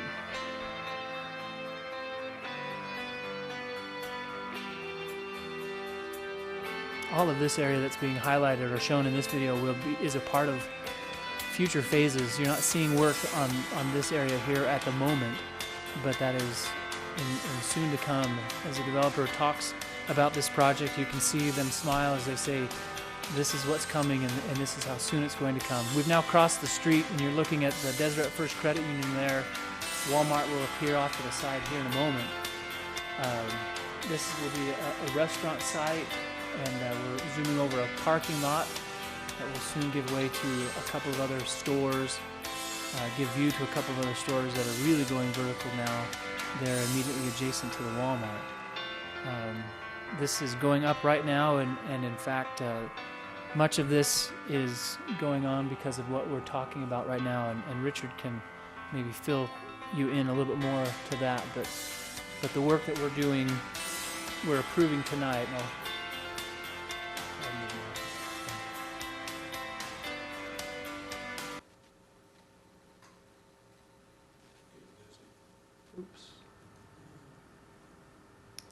So these images we've seen now in that video, but you can see that it's no small amount of work, and it is going on right now. I want to touch on something here that is very important to us as this gets developed. You see here a lot of green and a lot of things that, the landscaping, and it's something that we've worked with the developer quite intensely about as they create this shopping area. We don't want it to be, and we haven't, you as council and us as staff, have not wanted it to be just a sea of asphalt and buildings with very little character. We've worked hard with the developer, and they are designing what will become a very pleasant place to be and a pedestrian-friendly place to be. So as they've worked on their landscaping, we can get into a lot of technical stuff if you wanted to, but at this view, you can see this meandering creek. Today, if you go by Walmart, it doesn't look like it's anything fantastic, but that's because it's not fully developed, right? You'll have this meandering creek. You'll have trails, walking trails that will actually go through, in between these two sets of buildings. You'll have a creek that will go through that area, and you'll walk behind this retention pond here and be able to walk around it. If you come out of a movie, or if you go to, you sit down at one of these restaurants and you come around here, you can walk around the space. So it won't just be a place where you drive, but you could literally spend some time walking around. And if, we're trying to be active and healthy, if you've had a good meal and maybe you had a few more bites of the steak than you probably should have, you can walk it off. You said steak. You might want to watch your words. There's going to be a restaurant in here sometime. I've been promised. Maybe it's just a steak hamburger. I don't know, or carne asada taco. I'm just kidding. But you will be able to get up and walk around, and there will be a very pleasant atmosphere around there. It's something that the developer is proud of, and we think that you will be very proud of as you see that. I want to give Richard Mendenhall and Joe Rich some time here to talk about some of the specifics that are coming. We've announced some of them. I think he's got some more that he wants to talk about, but we'll give him a chance to talk about some of the things that are coming. And then when Richard is done, we'll have our RDA attorney stand up, and he'll kind of walk you through what technically we need to do, and we can get the lights back on. What technically we need to do, and take it from there. Thanks. Is this the green one? No, Tyler will bring him up for you. We don't have The pointer? Is this? Oh yeah, that's got a laser pointer on it. That one, this one's got too many buttons. I'm going to end up sending this back to Dave Euler or something. Okay, thank you very much. And we want to thank the City Council and the staff for all their efforts that have brought the project to this point. What you're looking at is a rendered site plan of the project. And we've tried to just summarize here in this legend the uses. And this is a mixed-use project. We have the hospital component that's off the map to the north. There's 65 acres of adjoining ground that's owned by Intermountain Healthcare, which we'll be filling out as we go, but we're not presenting things for them. What you see here is what we either have already constructed or are about to construct with some of the components here pending for future site and development. But by way of quick summary, the project started off as 214 acres with 21 acres that were either ending up in public space or city streets. The hospital component is 63.7, and then that leaves us with 129 acres of commercial ground, which will accommodate at single level retail about 1 million square feet.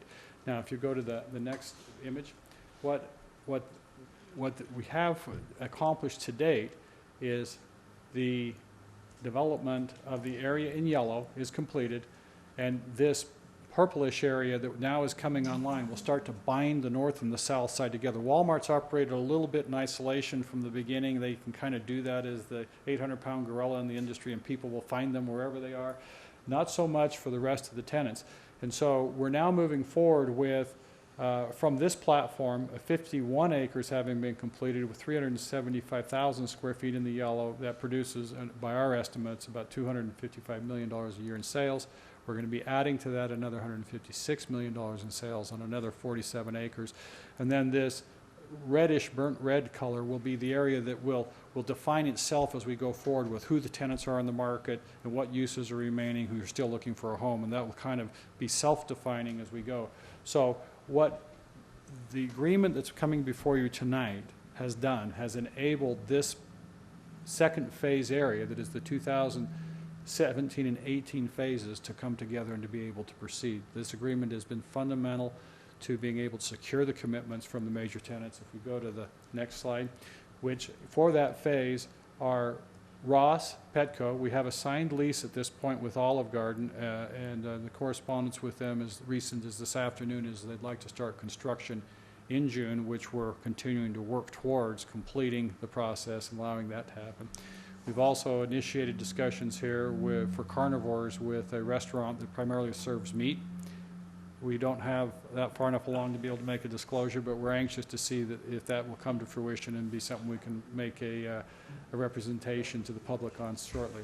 The Cinemark Theater will be 8 screens, all luxury seated, TJ Maxx, Down East Home, Ulta, Maurice's, and Famous Footwear. And a number of these spaces are proceeding to lease consummation at the present time, as well as a number of the tenants within these small multi-tenant buildings are moving right along as well. So this is all coming about, and that is the end picture that ties to the aerial images you were just looking at where the construction is going on. And if we roll forward one more slide.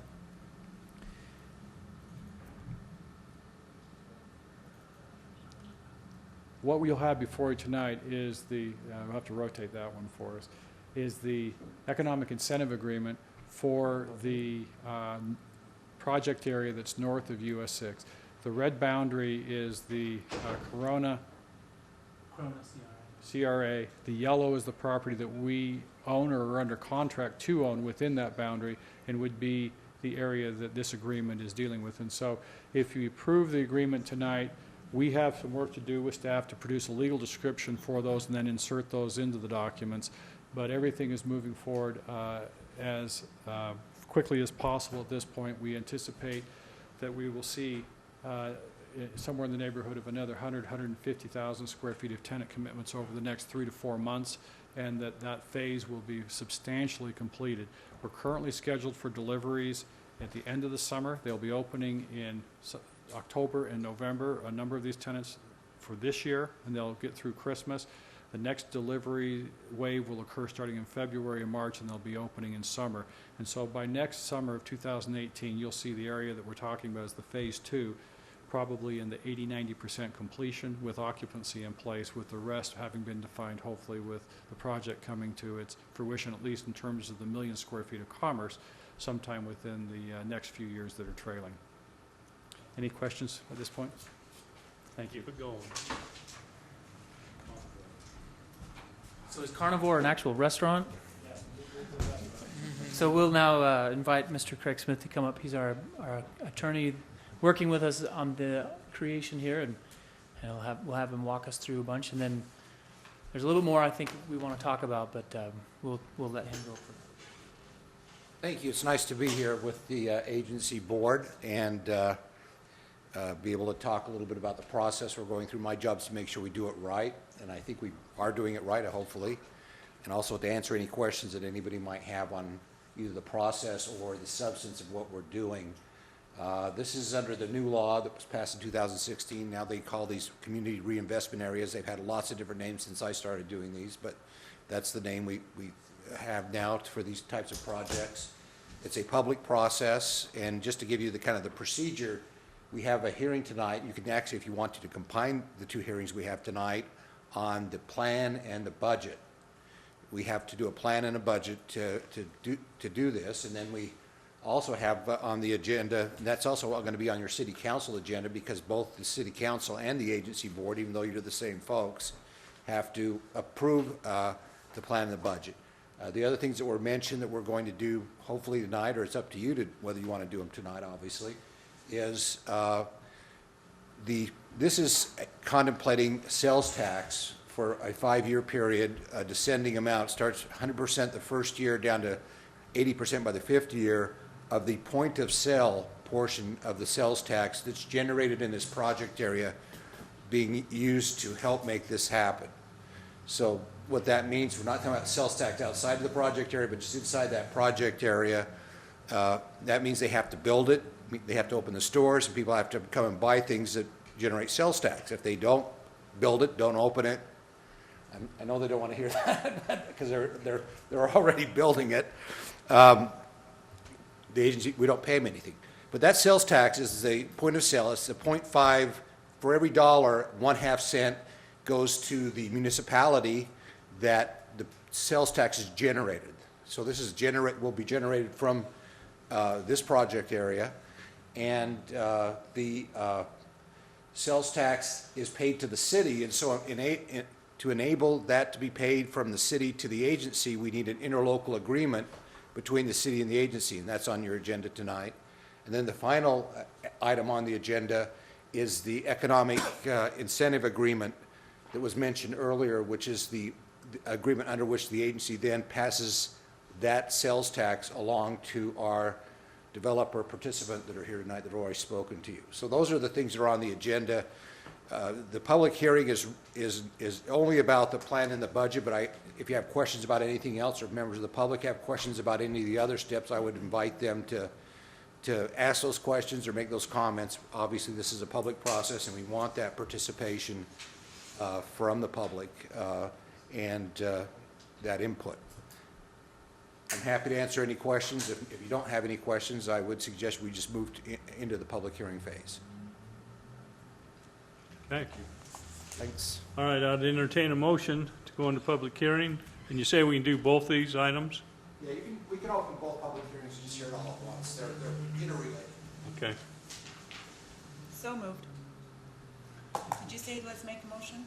Yes, I did. Second. So moved. Got a motion by Councilmember Beck, and a second by Councilman Gordon. All in favor, say aye. Aye. So we're, got a public hearing. Anybody want to talk about both these issues, or one or the other? You're sure welcome to come up.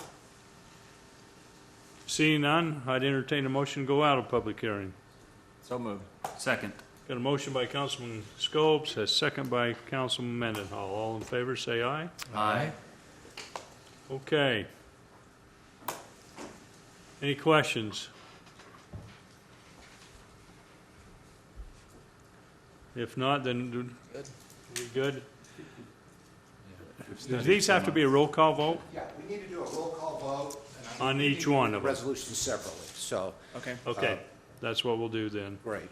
All right, I'd entertain a motion on RDA 1704? 1702, approving the Corona Community Reinvestment Area Plan. Ah, I see. You okay with that? Motion to approve resolution RDA number 1702, approving and adopting the Community Reinvestment Project Area Plan for the Corona Community Reinvestment Project Area. Okay, got a motion by Councilman Gordon, Second? second by Councilman Scobe. Roll call vote, Councilmember Beck, Aye. Councilmember Gordon, Aye. Councilman Scobes, Aye. Councilman Mendenhall, Aye. Councilman Argal. Aye. Okay, that one passes.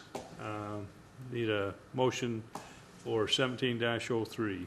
I make a motion to approve resolution RDA 1703, approving and adopting the Community Reinvestment Project Area budget for the Corona Community Reinvestment Project Area. I'll second that. A motion by Councilman Mendenhall, a second by Councilmember Beck. Roll call, Councilman Member Gordon, Aye. Councilman Scobes, Aye. Councilman Mendenhall, Aye. Councilman Argal, Aye. Councilmember Beck. Aye. Okay, those both pass. Now we're into new business. Resolution 1704. Talked about that? Yeah, we're still in the agency meeting, and now the Yes. next two resolutions are on the interlocal agreement and also the economic incentive agreement. So if I may clarify one thing, the agreement actually grabs not only the point of sale, but also the population-based portion as we've negotiated the contract, so it would be the full percent. We walked through that very finely with the developer as well as our attorneys working on it, but just one clarification to the, yeah, that's okay. It's a little bit unique, but I wanted to make sure that was clarified. And really, the agreements, although they're a couple of pages long each, they're pretty simple, pretty straightforward. We wanted it to be that way. And if there's any, I'm curious if you have any thoughts. If any of you want to say anything as you're talking about this? No reaction to the announcement of Olive Garden? Bravo. Feed me. Right now, we have our RDA hats on, so it's just business. It's just business? We're excited for Olive Garden.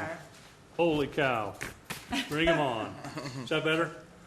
I know a lot of wives that are very excited for that to be here. So, and That's a husbands. non-polygamous statement, okay, Oh, gee. by our mayor. Oh, great.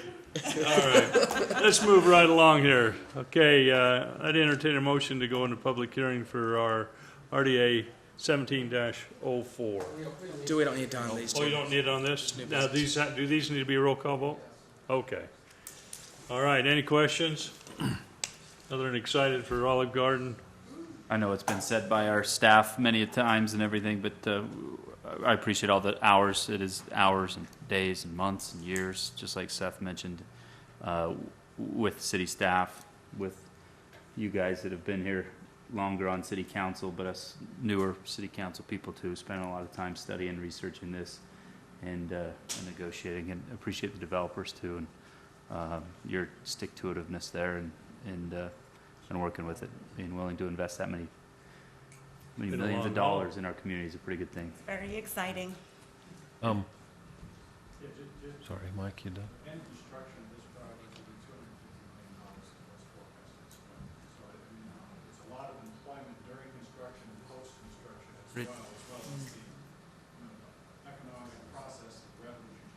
Well, and we certainly, in these meetings that we are in city council, you can tell, you only have to come here and we say how great we are, and it's because we are great in Spanish Fork. We're in a great location, everything, but you get outside too far, which is what some of my research brought me to, and this is not a secondary market to the national scene, but a tertiary, not even a tertiary market. Salt Lake City's a tertiary market, so we're somewhere below that, and so that many millions of dollars being invested in our area of the world is a really neat thing and a great benefit for decades and generations to come in Spanish Fork. So we're excited to be a part of it. And Seth, I don't know. So this RDA is a unique, and part of it, and I don't know if, I'd like to mention this, part of that is some of that's going to generate, we have to put in a fund for housing. And so this is a unique RDA, so with the new laws that was passed by the state, we're going to take some of that, and if I remember right, it's going to be 600,000, is that right?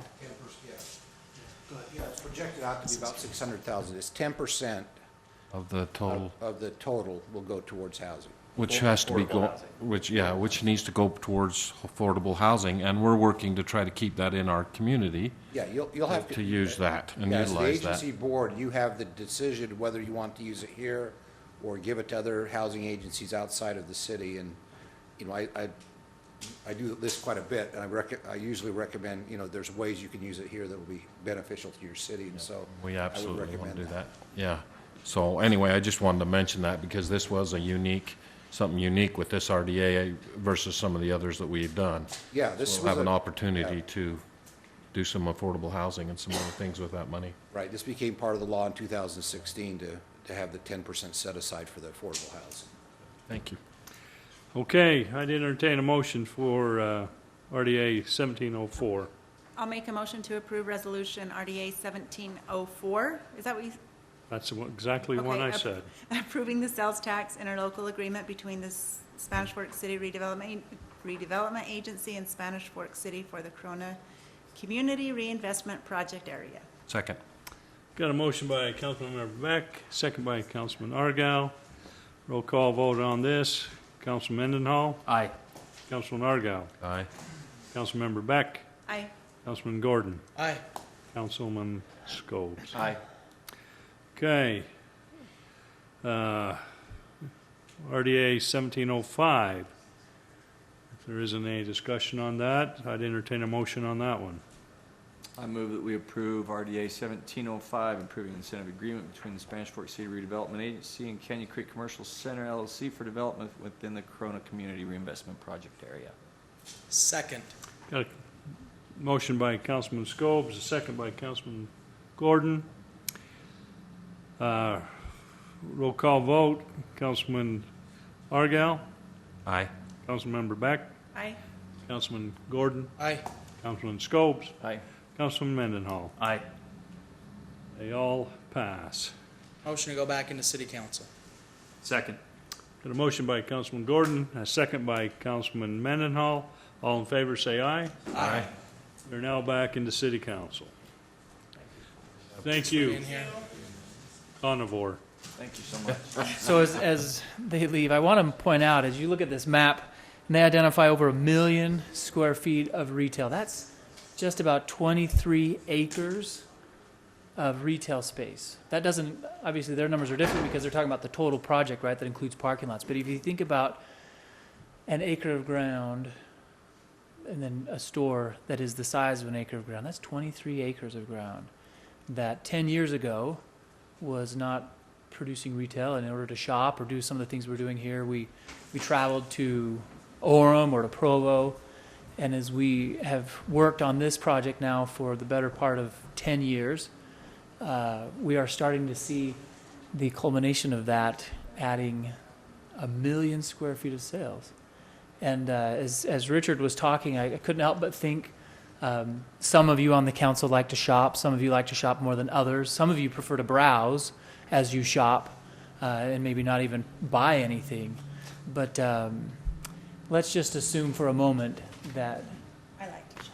Oh, I wasn't going to go there. Let's assume for a moment that we roll the clock forward and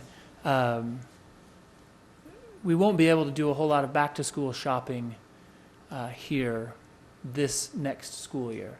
You'll see the stores. There'll be the shelves for the stores will be there, and some of them will be delivered, as Richard said, to the tenants. But you will be able to do a lot of Christmas shopping in most of these stores in this first phase. Probably for some, just as important as anything else, the target for the movie theater is that it will be open by the time the Star Wars movie comes in December. And so if you're a Star Wars fan and are planning on watching that at a luxury movie theater, say in some other town, you should be able to watch that Star Wars movie on opening night here in Spanish Fork in a recliner seat all to yourself. Or if you want to snuggle up with somebody, that's up to you. But you'll be able to watch that movie here in December. Then if we go another school season, so the start of the 2018-2019 school year, there shouldn't be a reason to leave Spanish Fork to do your shopping for that school year. How cool is that? The residents of Spanish Fork, and not only the residents of Spanish Fork, but maybe just as important, residents of neighboring communities, residents of southern, Juab County, so Nephi residents up Highway 6 and in Price and that area, maybe even as far as Vernal, will be doing some of their back-to-school shopping here in Spanish Fork.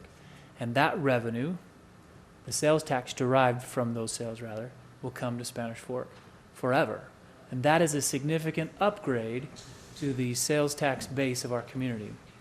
If that sales tax base goes someplace else, it doesn't come to us.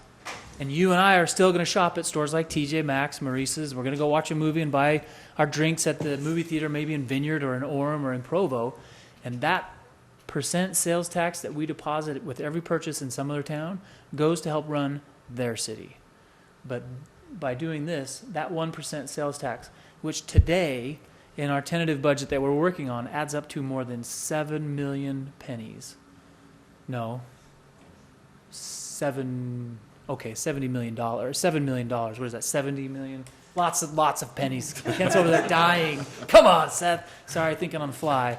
Lots and lots. $7 million today. What we've done tonight will enable that revenue to go even higher and higher. And that's money that stays in our community, where today a lot of that is leaving, going up north. And there's no need for that. Our residents can stay here. And maybe just as important again, residents from other places now can come and deposit their dollars in our community. And that keeps our property tax low. That keeps our ability for the quality of life that I heard Councilman Argyle talk about earlier. It enables us to do that. So I applaud you for the time and effort you've put into this and the foresight. And this truly is a great day as we move on to another phase, working towards 23 acres of new retail space here in Spanish Fork. So with that, I think we have the second half of this where we need to approve the contracts with the city and the RDA. But nothing new with those. That's just the other side of these agreements. Right. Okay, we've got ordinance 12-17, adopting the community reinvestment project area plan for the Corona Community Reinvestment Project area. I'd entertain a motion unless anyone has some comments or discussions on that. I'd entertain a motion then. I'll make a motion to approve ordinance 12-17, adopting the community reinvestment project area plan for the Corona Community Reinvestment Project area. Second. A motion by Councilman Argyle, a second by Councilman Mendenhall. This is a roll call vote. Councilman Scobes. Aye. Councilman Mendenhall. Aye. Councilman Gordon. Aye. Councilman Member Beck. Aye. Councilman Argyle. Aye. That approves. Resolution 1706, approving the sales tax interlocal agreement between the Spanish Fork Redevelopment Agency and Spanish Fork City for the Corona Community Reinvestment Project area.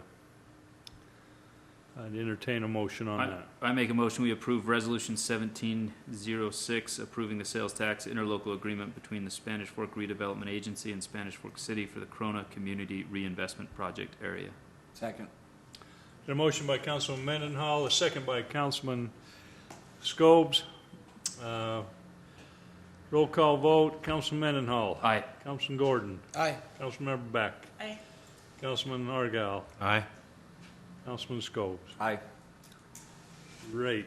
It's done. Great, great. Thank you, Mayor. If I could just take 1 minute and say a couple things. I think you need to commend your staff. They've done a great job on this project. This is a very minimal incentive. I've seen a lot bigger ones. In fact, I just did a lot bigger one up in Riverton for a similar sort of project. So a very minimal incentive, a great project. They're a good developer. I've worked with them before. They do a good product. So I think there's a lot of good reasons to be very proud of what we've accomplished so far. And we don't have to, sometimes we do these projects and don't know if they're going to get built or not. Well, this one's getting built. So thanks to you and thanks to your staff. They did a great job. Thank you. Appreciate your work. Okay, let's move along. Water dedication agreement cancellation.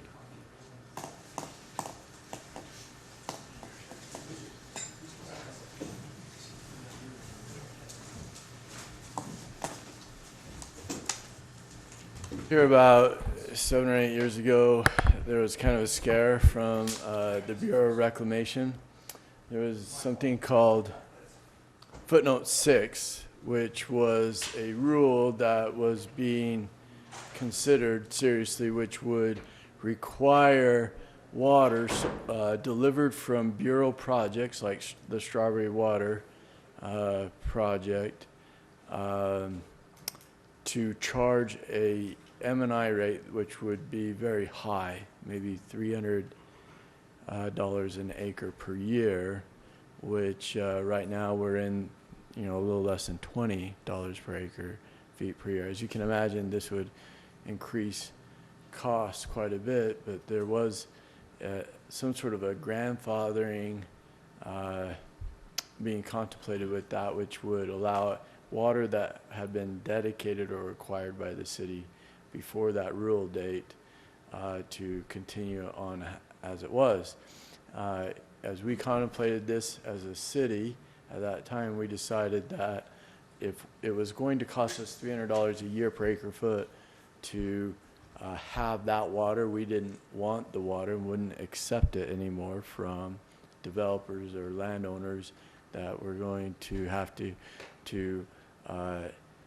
exact it to the city when they built homes. And so we worked with a lot of farmers, well, 6 in particular that I'm going to talk about, to dedicate their water ahead of time to the city with a leaseback agreement where we would lease it back to them in perpetuity until they were ready to develop.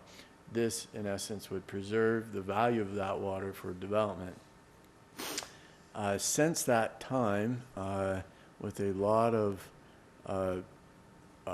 voices across the United States against that footnote 6, it has gone away, and the feeling right now is it likely won't come back for some time, if ever. So the leaseback agreements are problematic, and they're a lot of work, and we've worked with one person who has done a leaseback agreement, Richard Davis, to undedicate the water and to cancel the leaseback agreement. And so what you have here is the document that would undedicate the water. It would go back to him. We never used it. It was all used being leased back to him, and it would make our lives less complicated. Really is what it would do. And so we would recommend that you approve this and ask if we could have the direction to maybe approach the other 6 dedication leaseback agreement people, explain this situation and cancel those agreements as well, and let them approach us when they're ready to develop. Any questions? Seeing none, I would entertain a motion. So, a motion to water dedication, to cancel the water dedication agreement but also give you permission to talk with the other 6 water users? Yeah, or direction, And direction to explain to them also and pursue a cancellation with them. Does that work? That sounds good. I'll second that. A motion by Councilman Argyle, a second by Councilman Mendenhall. All in favor, say aye. Aye. All right, that approves. Electric rate billing. Okay, this is a electric rate for residential customers. This came out of, was started with that study that was done by a national firm, which was hired to look at all of the UMPA city rates and to give advice on how to equalize them. And this is the last part of the study that we have been addressing for quite some time now, because of the effect that it has on net metering customers with solar panels, mostly, and so with a lot of research that we've done with other cities and Rocky Mountain Power, and then bringing in the industry as well as current net metering customers, and talking to them and working through a lot of the issues, this has come out. It's option 3, which it has been modified a few times, so probably really is option 270 something, but we're calling it option 3, and it represents a lot of work, a lot of collaboration with the industry. We got this email from the president of the Utah Solar Energy Association regarding this and the work that's been done. He said, "I want to thank you all and Spanish Fork leadership for your efforts. I appreciate the time and attention you have given this and your approach to ensure you make fair changes. Your outreach to the community was great to see, and even better than you really listen. Even better than that, you really listen to their concerns and try to tackle all of their issues." And I really felt like everyone from the net metering stakeholders that came, most everyone really is happy with where this ended up and what we've arrived at. We've gotten quite a few emails from other people from the community who have responded favorably towards where we ended up. I think you as council people have reached out to the net metering, and I've gotten a feel from them how they feel about it. What I would like to do is kind of go over the basics of where we ended up with that, from all those meetings and discussions, and then if you would like to make any proposed changes or have any questions, go from there. Basically, we're showing 2 different tables.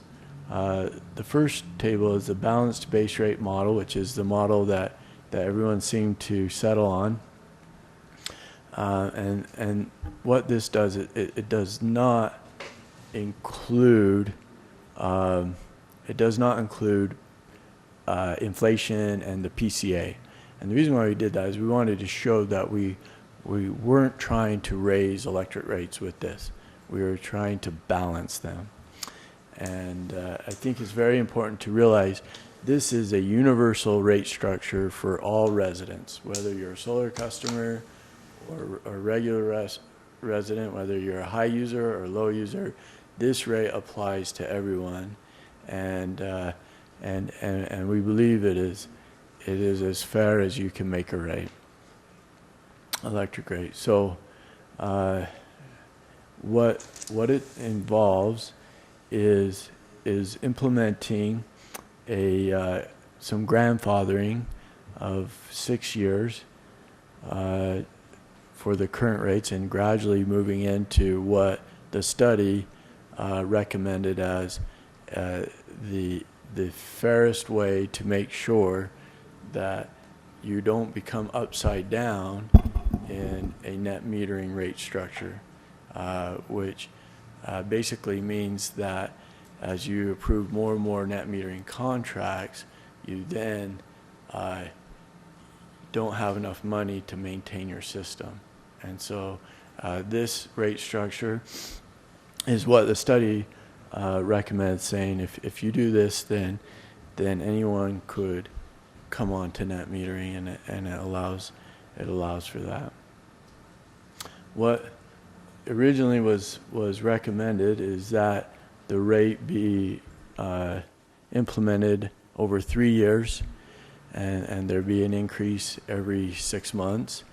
As we talked to the net metering customers, and as we did a lot of research, we found that by having the solar year for their billing end every April, that quite a few customers were leaving banked kilowatt hours on the table, and that if we could move that back to February, most all of them would be able to use all of their banked kilowatt hours and take advantage of that.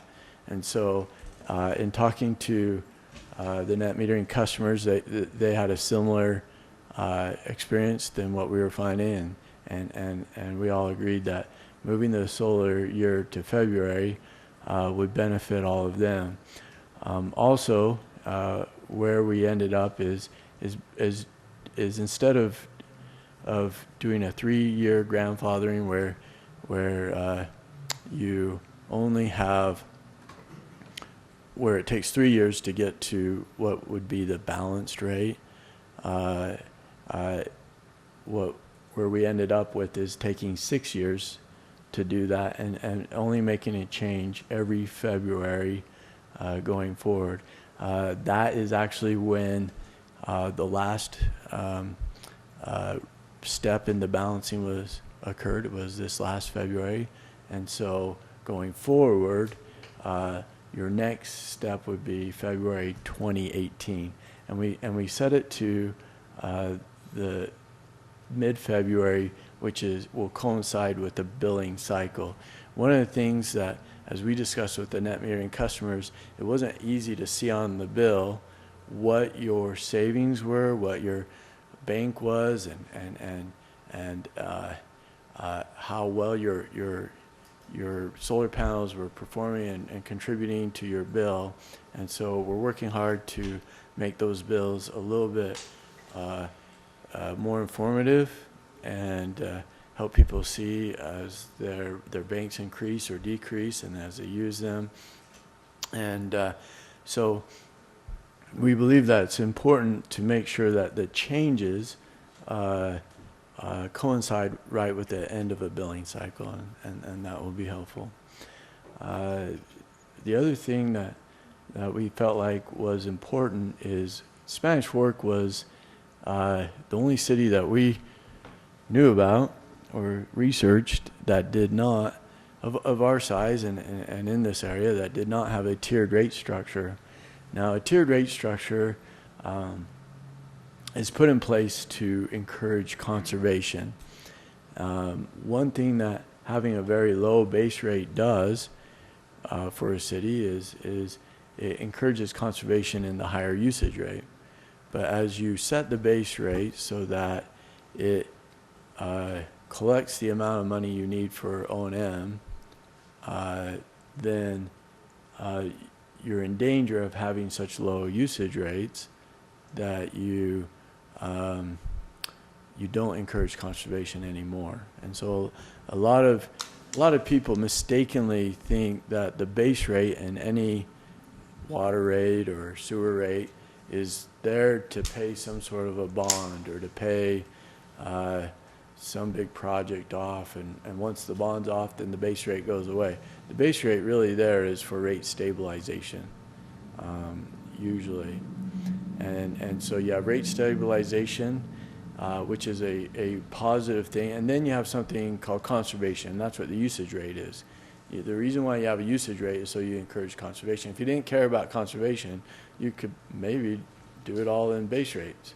And then you would have a steady income that you could count on every month, but then you might have, outlandish usage of whatever utility that you have. So usually cities will balance their need for conservation with their need for stable rates.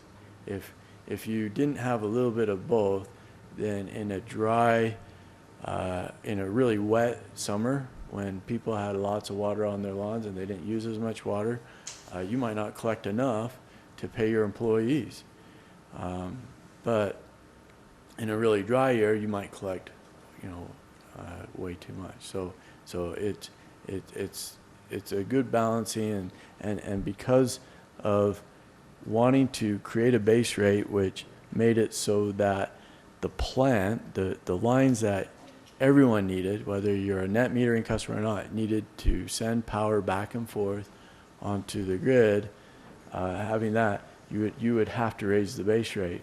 And so what we have done in this proposal, option 3, is had 3 different rates based on tiers. The first one is from 0 to 500 kilowatt hours.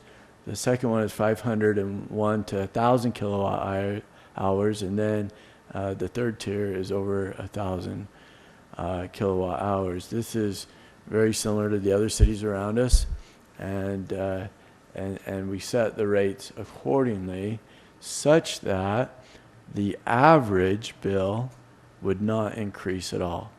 And then we went a step further than that, wanting to make it as revenue neutral as we possibly could. We took the average new home, and a lot of the average new homes have a lot of electricity usage, and they seemed the new homes being built in Spanish Fork seem to be using a little bit more kilowatt hours than the average home in Spanish Fork. And so we set that, and we made it so that these tiered rates would also make those equal. Now, granted, as time goes on, as you get to be a really high use user, the big mansions, their rates will change a little bit with this. Or if you're a really low user, like the net metering customers, or maybe a single person resident, then they change a little bit. But it's really small, and as you calculate inflation, it's into the mix. It's very interesting how the change is really not very different. So this down here we have what is option 3, but it includes estimated inflation. The rates that we pay UNPA to purchase our power go up fairly consistently every year. And so what we would hate to do is have a net metering customer or a future net metering customer, when they're calculating their ROI, their rate of return on their investment, we'd hate for them to use these numbers when they're more than likely to be close to here. Now, granted, these numbers are all estimated on the best data that we have on what UNPA feels like our power costs will go up. But that being said, this is what we would publish online for people to plan on when they're calculating the return on their investment, if they choose to get solar panels on their house or some sort of net metering situation. I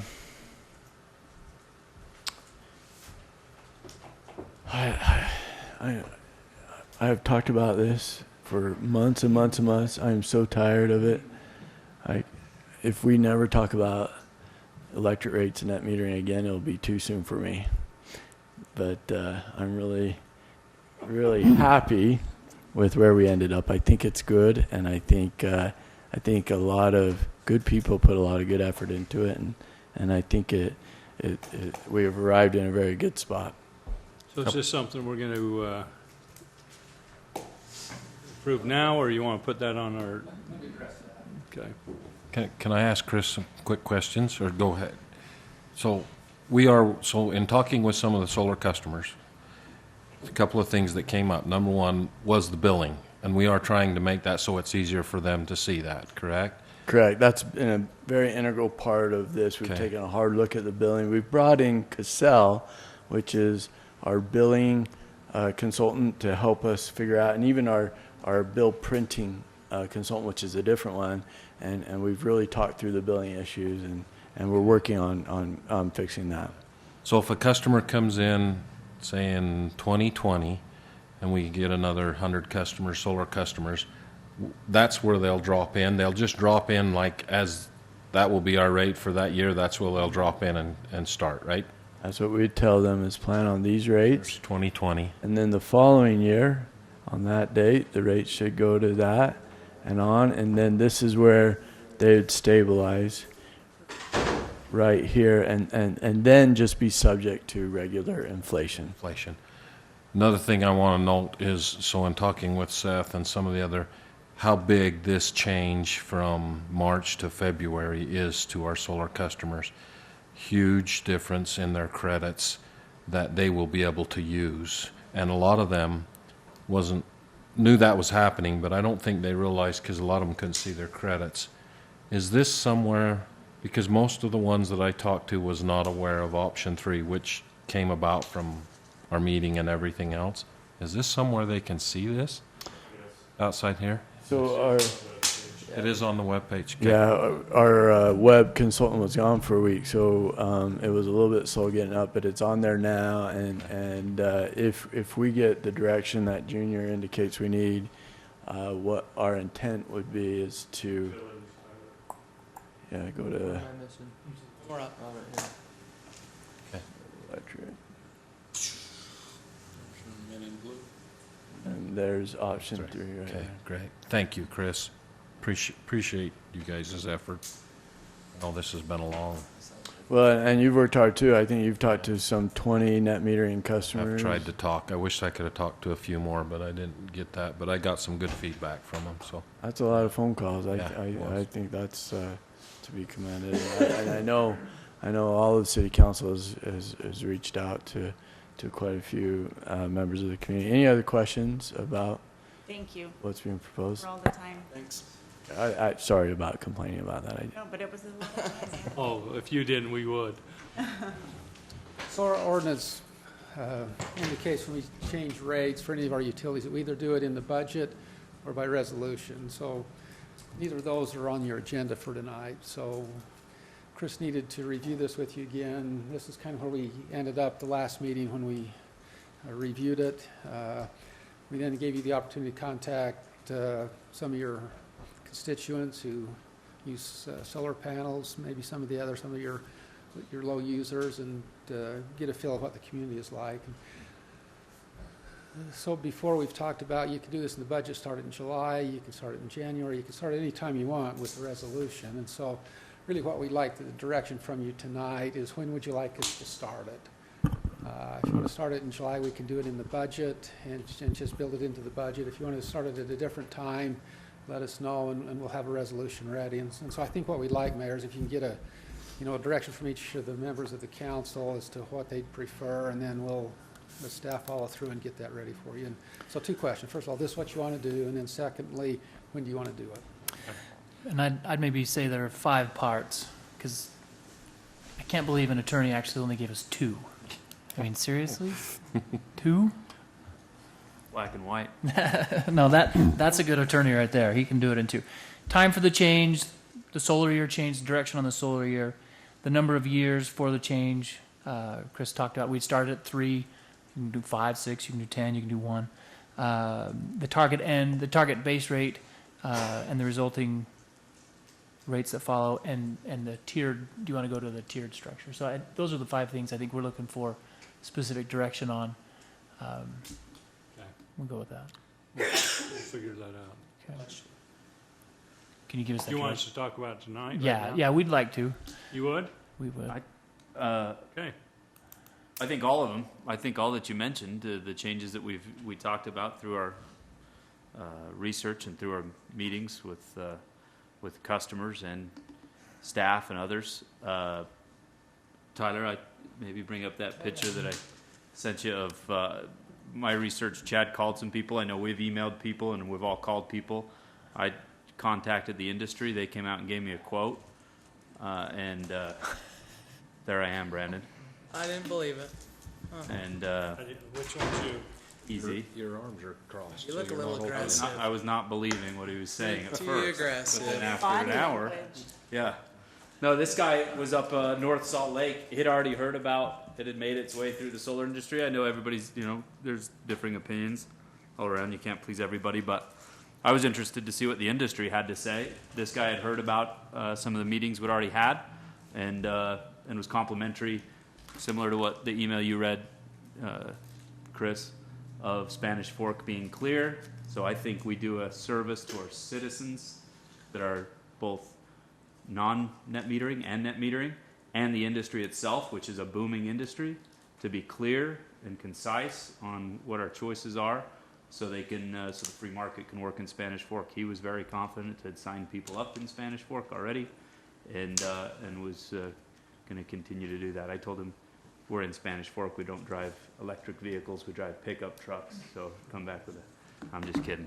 His electric vehicle was cool too. An electric pickup truck. Yeah, an electric pickup truck. But no, I all those things, Seth, I think that are relayed in the 6-year program there of the idea of tiered rate system to help conserve energy. I think we're on the front burner of conserving water and metering water. That wasn't certainly a popular thing when that cost came to the city, but it's only saved us millions upon millions of gallons and millions upon millions of dollars.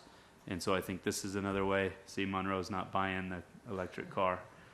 But I think a tiered rate system only furthers our efforts in Spanish Fork of being pride and progress, Mayor, of trying to conserve energy. I like it. Yes on the solar year, yes on the years, yes on the tier system. Put it in this year's budget and start at 2018 of 2. That's what you've got there, I think, is that? But it would be July's budget, essentially. We'd have to review that. What was the 5th one? Yeah, the target base rate, if you want us to hit that target base rate in today's dollars, the 23.39, and the resulting rates that come from that. Basically, if you want what's there in that top option 3, if that's what we want, Yes. then that's the direction we can go. We like that. All right, so with that, we will put together the materials and update the world, if you will. Not that we send a whole lot out, but we'll make it available to them when they start communicating with Guy and Kelly and our utility office. And then we will work these changes into our normal budget process that we do and set them for the February timeframe. There's a little bit of education that will have to occur with the residents because every resident will see their rates change a little bit, the structure at least of it. So we'll begin educating through the Facebook pages that we have, the newsletter, and the sources that we have. So we will do that. There really isn't a formal motion because we're setting direction, but we'll put this into action, and you'll see this come February and February and February again. All right, good enough. Thank you for all your efforts. Resolution 1707, amending the Spanish Fork City Employee Personnel Policy concerning workman's comp administration. So unfortunately, from time to time, we do have employees that are injured to the extent that they can't come to work for a period of time. While they're off, they get a check from workers' compensation. We actually go through a company called Utah Local Governments Trust. So that's who administers our workers' compensation plan. And in order to make it easier to administer these payments to these individuals, to these employees, we've amended the current policy, although we probably will never have to use this again. We set a goal in our risk management meeting, and Junior wanted the goal to be 0 workers' comp claims, which I completely support. So we may never have to use this, but just in case, that's the purpose of this, is to try to make it a little bit easier to administer and easier for the employees to understand. Good. Any questions on? Seeing none, I'd entertain a motion on Resolution 1707. I move that we approve Resolution 1707, amending Spanish Fork City Employee Personnel Policy concerning workers' compensation administration. Second. Got a motion by Councilman Scopes, a second by Councilman Argyle. This is a roll call vote. Councilmember Beck? Aye. Councilman Gordon? Aye. Councilman Mendenhall? Aye. Councilman Scopes? Aye. Councilman Argyle? Aye. Passes. The Dale Larson Real Estate Purchase Contract. Thank you. This could have been a consent item, but there are a couple of changes or potential changes that I want to discuss with you, so we have it here in new business. We've been in discussion with the Larson family regarding the home at 2675 East Canyon Road to purchase the home and the property, which is just slightly more than a half acre of ground. We have the purchase price that we've agreed to for the home at in the staff report that I've submitted to you. There are two things that they wanted us to talk about. One is the time frame for closing on the home. They had identified, we believe that they will close, and they believe that they will close on another home relatively soon, certainly within the next couple of months. They're interested and eager to do that. But they asked that in the contract, rather than have a relatively quick closing requirement in the contract, that we give them even a year to close on something. They don't think it'll be that will happen, but just in case things fall through, they wanted that. I think from a standpoint of the city, we're fine with that, because our first priority is to make sure that we have this particular property under contract. And so they asked for a closing date no later than June 30 of 2018. The contract has a different date that I gave to you, but they asked for a closing date no later than June 30 of 2018. Like I said, they suspect and expect that they'll close on our property maybe even within the next month. But just in case things go beyond their control, he's asked for a little bit of leeway there. With regards to possession, whenever the purchase on our end goes through, we would like to take possession of the property.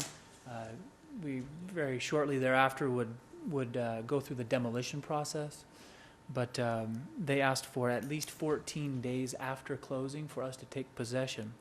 But due to personal circumstances of those living in the home, they asked for some additional time if a closing happens immediately.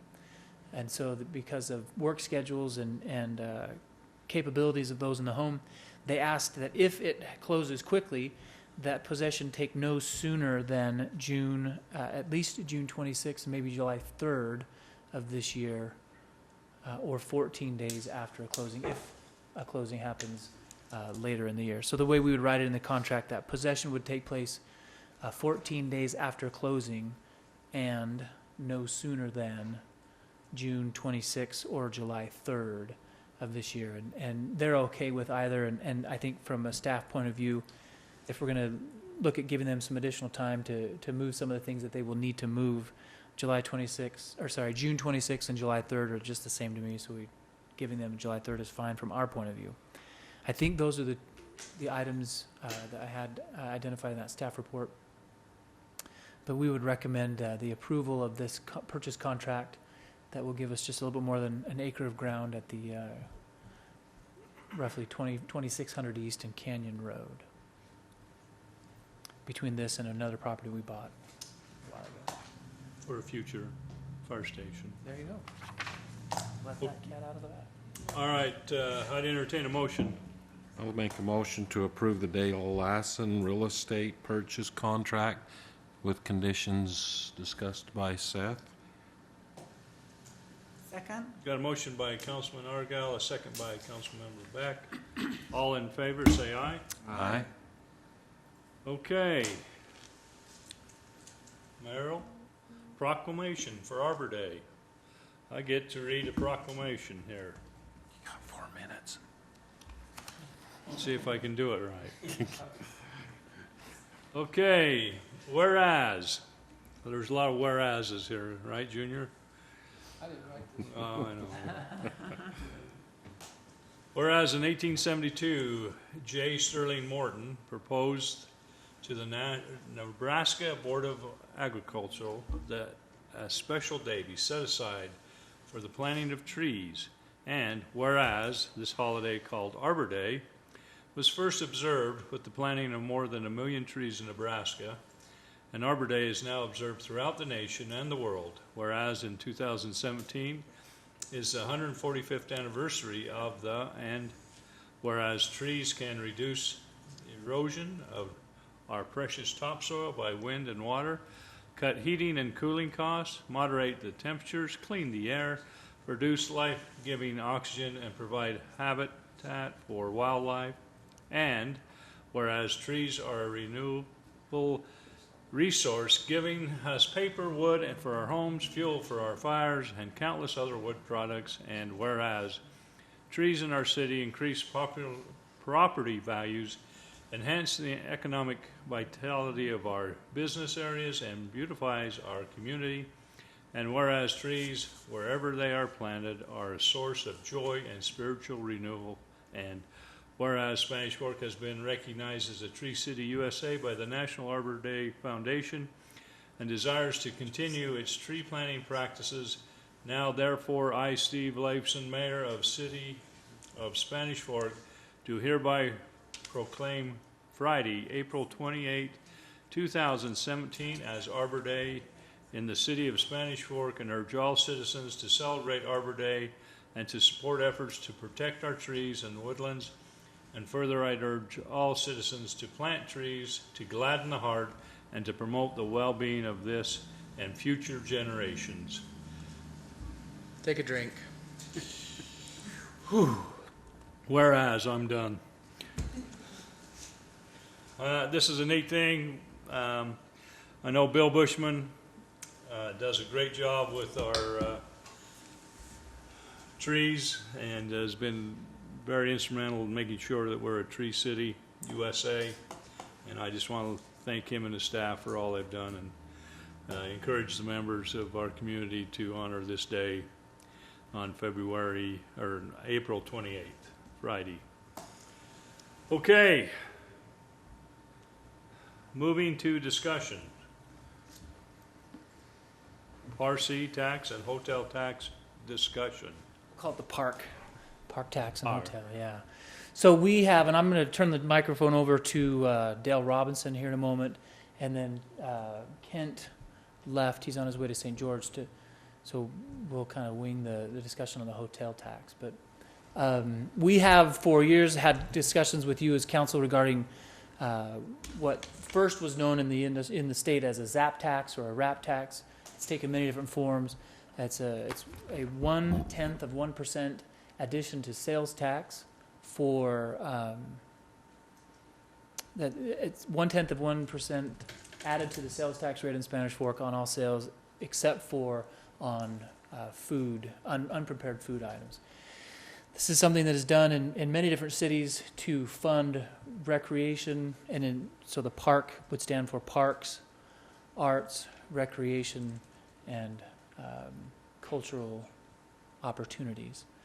So we want to have a discussion with you about, is that something you'd want us to do further research on and study? We've talked about potentially putting this before the residents.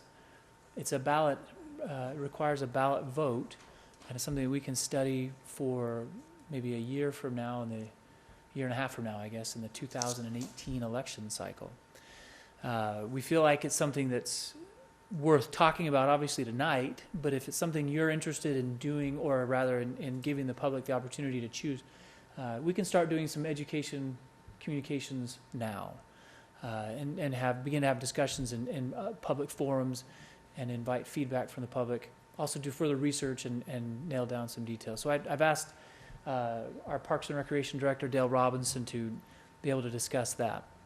The second part of this is we have one motel in town. We have with the Canyon Creek development and other areas the very likely scenario that we'll have a hotel come to town in the next couple of years.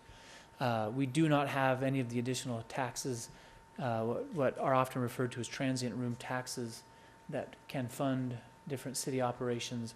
Wouldn't be a huge revenue amount, but where we stand to gain from residents rather not from residents, but from people that may come to Spanish Fork, and an additional tax that could go on to their room rate. It's also something we want to discuss with you, and we can put that in place sooner than later if that is your desire. It is 8:30 on the nose. And let it be noted that Keir Scope's phone went off. Keir Scope's iPad, Councilman Scope's That iPad will be donuts. went off. Oh And my at this moment, goodness. we have a reporter from the Daily Herald, and that's If we it. could, if we could. In addition to all the staff members, it's unfortunate that Miss Spanish Fork and her court, all the Boy Scouts, and all the residents that were here, you lucked out. Wonderful day. in the Katie, do you have a neighborhood. preference of donut style type that you like? It's Katie, right? Yeah. Sprinkle. Well, you're not going to get it now, but you can't produce it Does she that understand fast. the rule? Here's the rule: if your phone or electronic device goes off in one of these meetings, you owe donuts. And he is hating life right now because that's like 2 dozen. It's great. You can get a discount. Just so you know, that's 4:30 a.m. in Spain. That was my alarm clock that I had been waking up to. Okay. Oh, yeah. How long have you been home? I just had. Excuses, excuses. Yep, sorry, that's not going to fly. I just hadn't changed it. It's terrific. Mr. Dell. Hi, everyone. How are you? We've talked about this at length. We really wanted to have a discussion on it. I think Seth's already described the tax to you. There are 5 other communities in Utah Valley that already have this tax. Of course, Provo and Orem and American Fork, which are large retail areas, right? We're already paying this tax when we go shop over there. So it's a penny on every $10. And what that basically funds is it enhances the quality of life issues in our community. So there's a lot of things you can do with this. Of course, it has to stay within the realms of parks, recreation, arts, and culture if we choose to go that route. And that can be anything from enhancing the senior center to improving the arts programs to giving them more money to have bigger shows instead of the small ones that they're limited to right now. Building facilities to help accommodate those things. Continuing to enhance our trail system, which all of our citizens love. There's pages and pages of things and a lot of different organizations that obviously could benefit from this tax.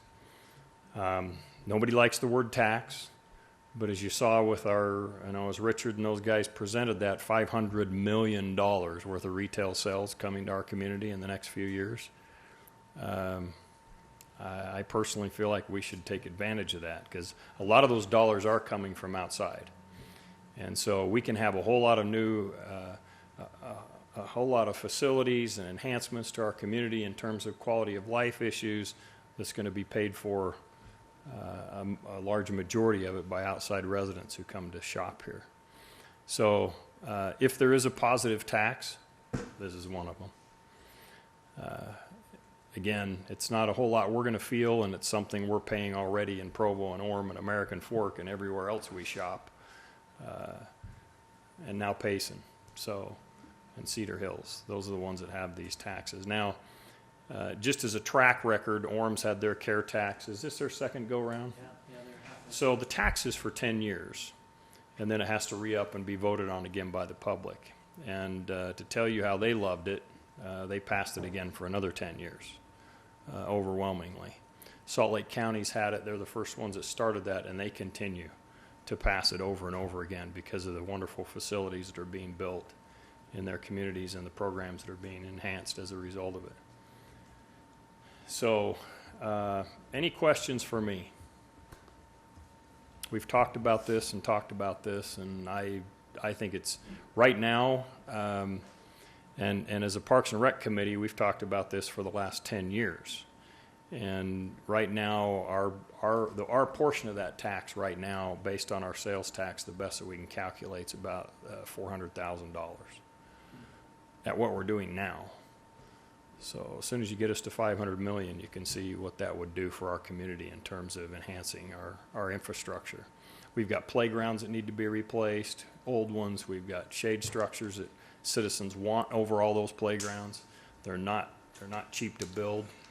But once we started building them at North Park and Sierra Park, and now they want to know how come this one's not covered and that one's not covered. There's just a lot of things we can do to enhance the quality of life issues in our community. That's all I have. I say let's move forward looking at it. I think it's important to look at and kind of get a feedback from our residents of what kind of things they would like to implement if we move forward with it. Yeah, I think so too. I think if we, the last time we proposed a, so to say, increase on the ballot a couple of years ago, there was sort of a feeling like it was rushed and maybe hurried a little bit.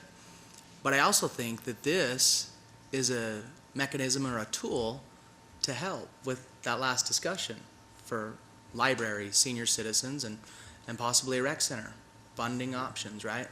Every $10 I spend at Costco is a penny, right? And so, and anybody from any other community that spends $10 at Costco is a penny, and helps to fund the things in Spanish Fork.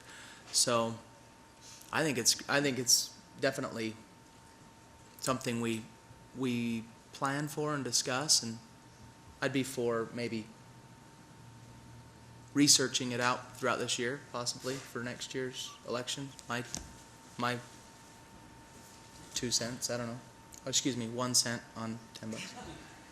1/10 of one. That's if you get $10. 2 cents on 20. Thank you. Easy math. A nickel's worth of food. Yeah.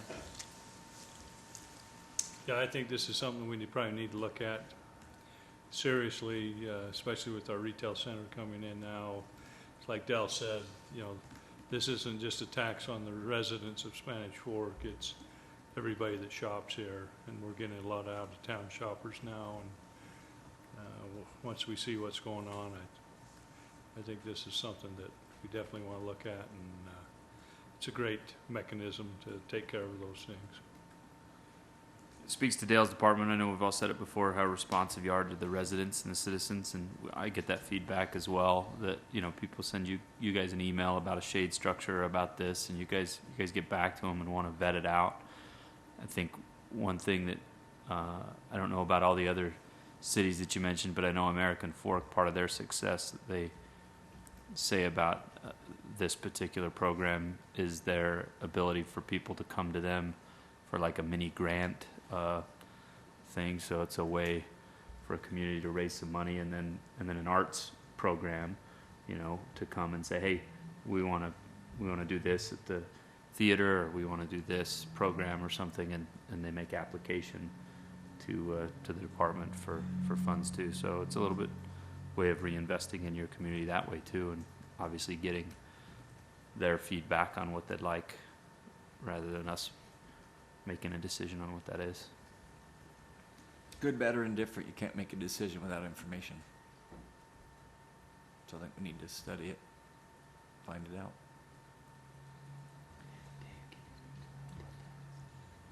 All right. We'll keep going on it. Okay. Hey, before we close, I just wanted to ask Chris if he wanted to talk about flooding at all. Oh, jeez. Totally kidding. That was good, Stacy. I make a motion we go into closed session for reasonably imminent litigation and land transaction. All right, got a motion by Councilman Gordon, a second by Councilman Argyle. All in favor, say aye. Aye. Thank you. Thank you for everyone that stuck it out here. All one of you. It was worth it. It was worth it. Yeah, you get work. Don't it?